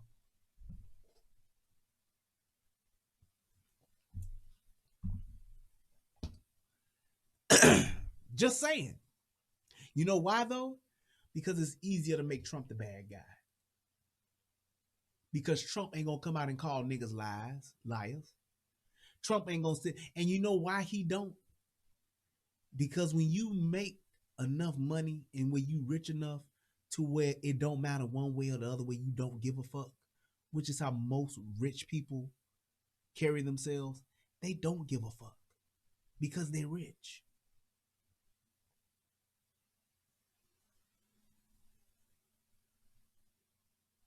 That's why. That's why he's not out trying to just prove himself to niggas. He's not. That's why he said what he said. What do y'all have to lose? Niggas took that as an insult, and that's okay. But when you look at the reality of the question that he's posing, what did we have to lose? 60 years of Democrat ain't did shit for us. And we just gonna overlook that shit. Oh, well, you know, Democrat shit. He racist.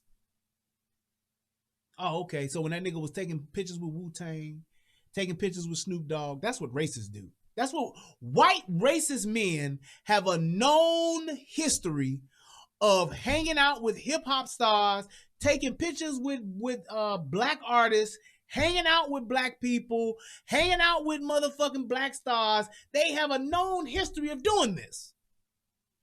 Giving black people jobs, Omarosa. They have a known history of doing that. We can look at the David Dukes and the pictures he has with Master P. Look at David Duke taking pictures with Dr. Dre. You can see the David Dukes hanging out with Wu-Tang. David Duke kicking it with the Migos. You can see that, right? You can see that. How many motherfuckers have you seen Biden hanging out with? I'll wait. Right. All the pictures this nigga done took with Tyson and all the big motherfucking fights, hanging out, taking pictures. I ain't just talking about just coming and I don't associate with those. No, I'm talking about in the mix. Taking pictures, walking around, talking to, all that shit. We've been seeing this shit since the motherfucking 90s. Ever since hip-hop blew the fuck up, everybody rapped about being Donald Trump. Why? Because the niggas that was rich and was cool as fuck, they knew him, and the motherfuckers that didn't want it to be like him.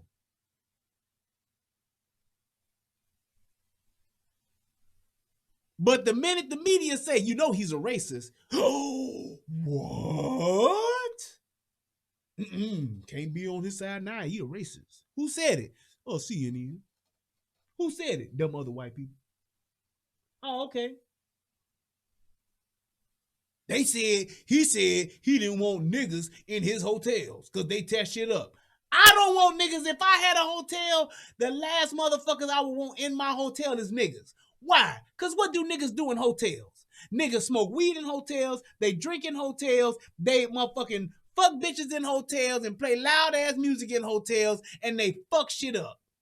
I don't want a bunch of niggas busting a Kanika Jenkins in my fucking hotel. You saw what happened to them niggas in that hotel in motherfucking Chicago with Kanika Jenkins? Fucked up that whole hotel's vibe for weeks on end.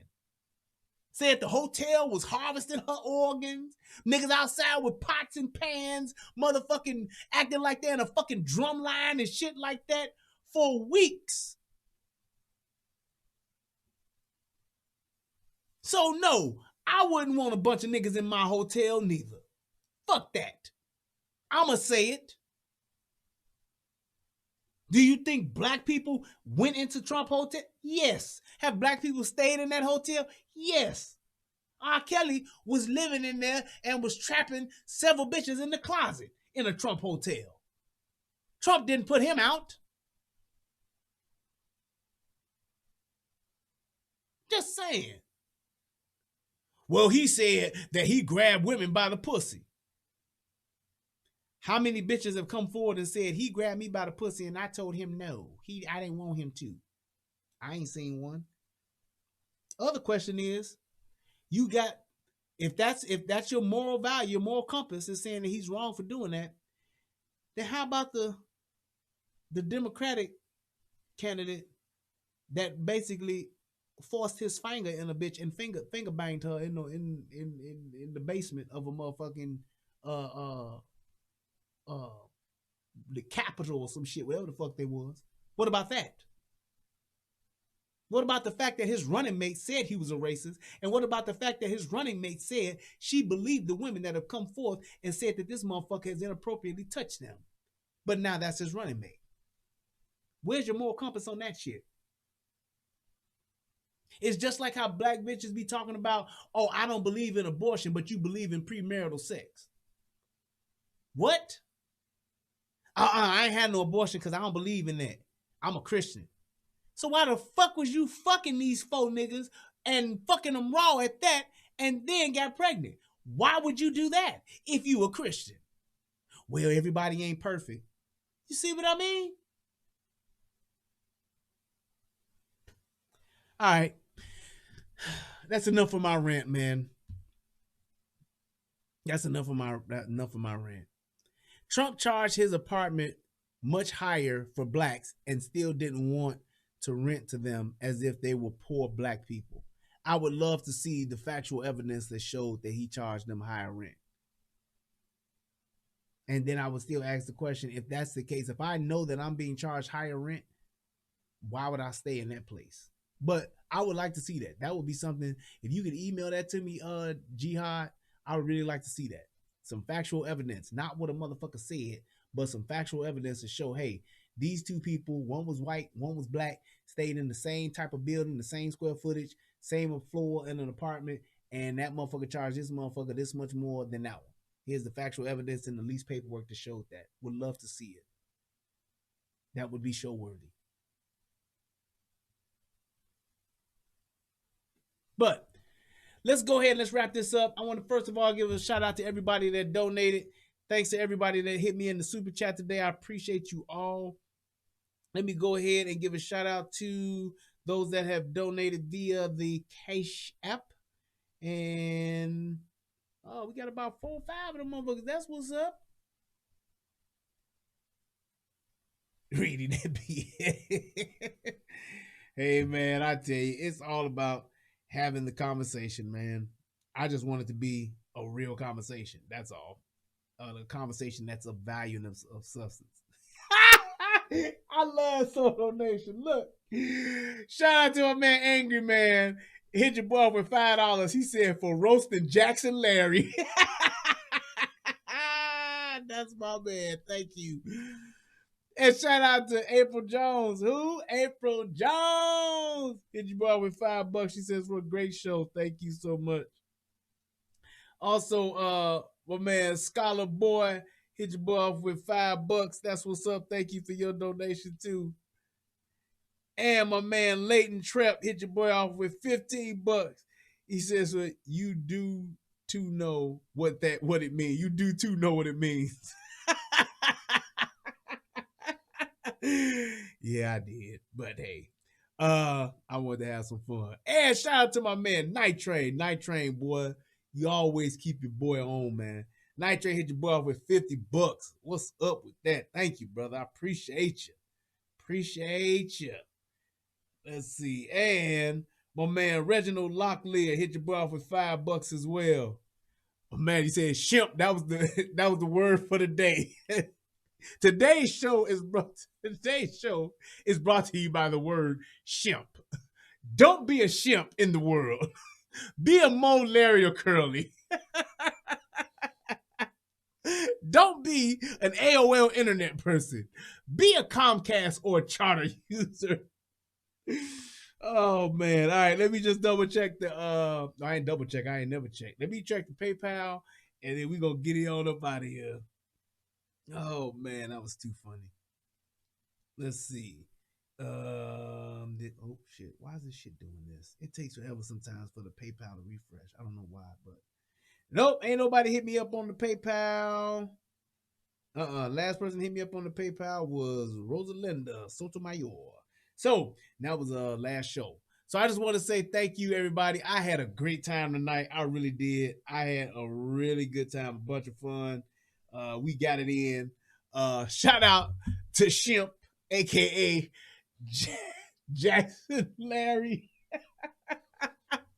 aka Shimp. I appreciate all you guys. I love all you guys. Hey, thank you to Soto Nation. Thank you to everybody that supported the show. Shout out to A Scotch. I'm going to look for that damn NFAC fucking shooting. I hope that you got your facts mixed up and them motherfuckers ain't did that shit again. I swear I am. But shout out to everybody on the United Guns of America. And last but not least, shout out to all of my mods. I appreciate you all. Y'all got nothing but love for your boy, and I appreciate it. And shout out to my brother, Tommy Sotomayor. You guys have a great night. Thank you for everybody that clicked the like. If you're watching this on the replay, click that like, click that subscribe button. We are at 6,200 subs on our way to 10,000. Let's get it up. I want to at least be at 6,500 before the week is out. Let's get it cracking. 10,000 subs by December 31st. Let's go.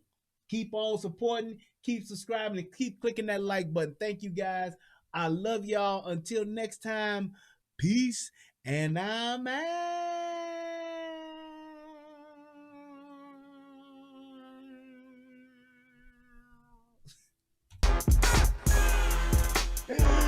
Oh, man, I had a good time, man. I missed y'all. Yeah, buddy.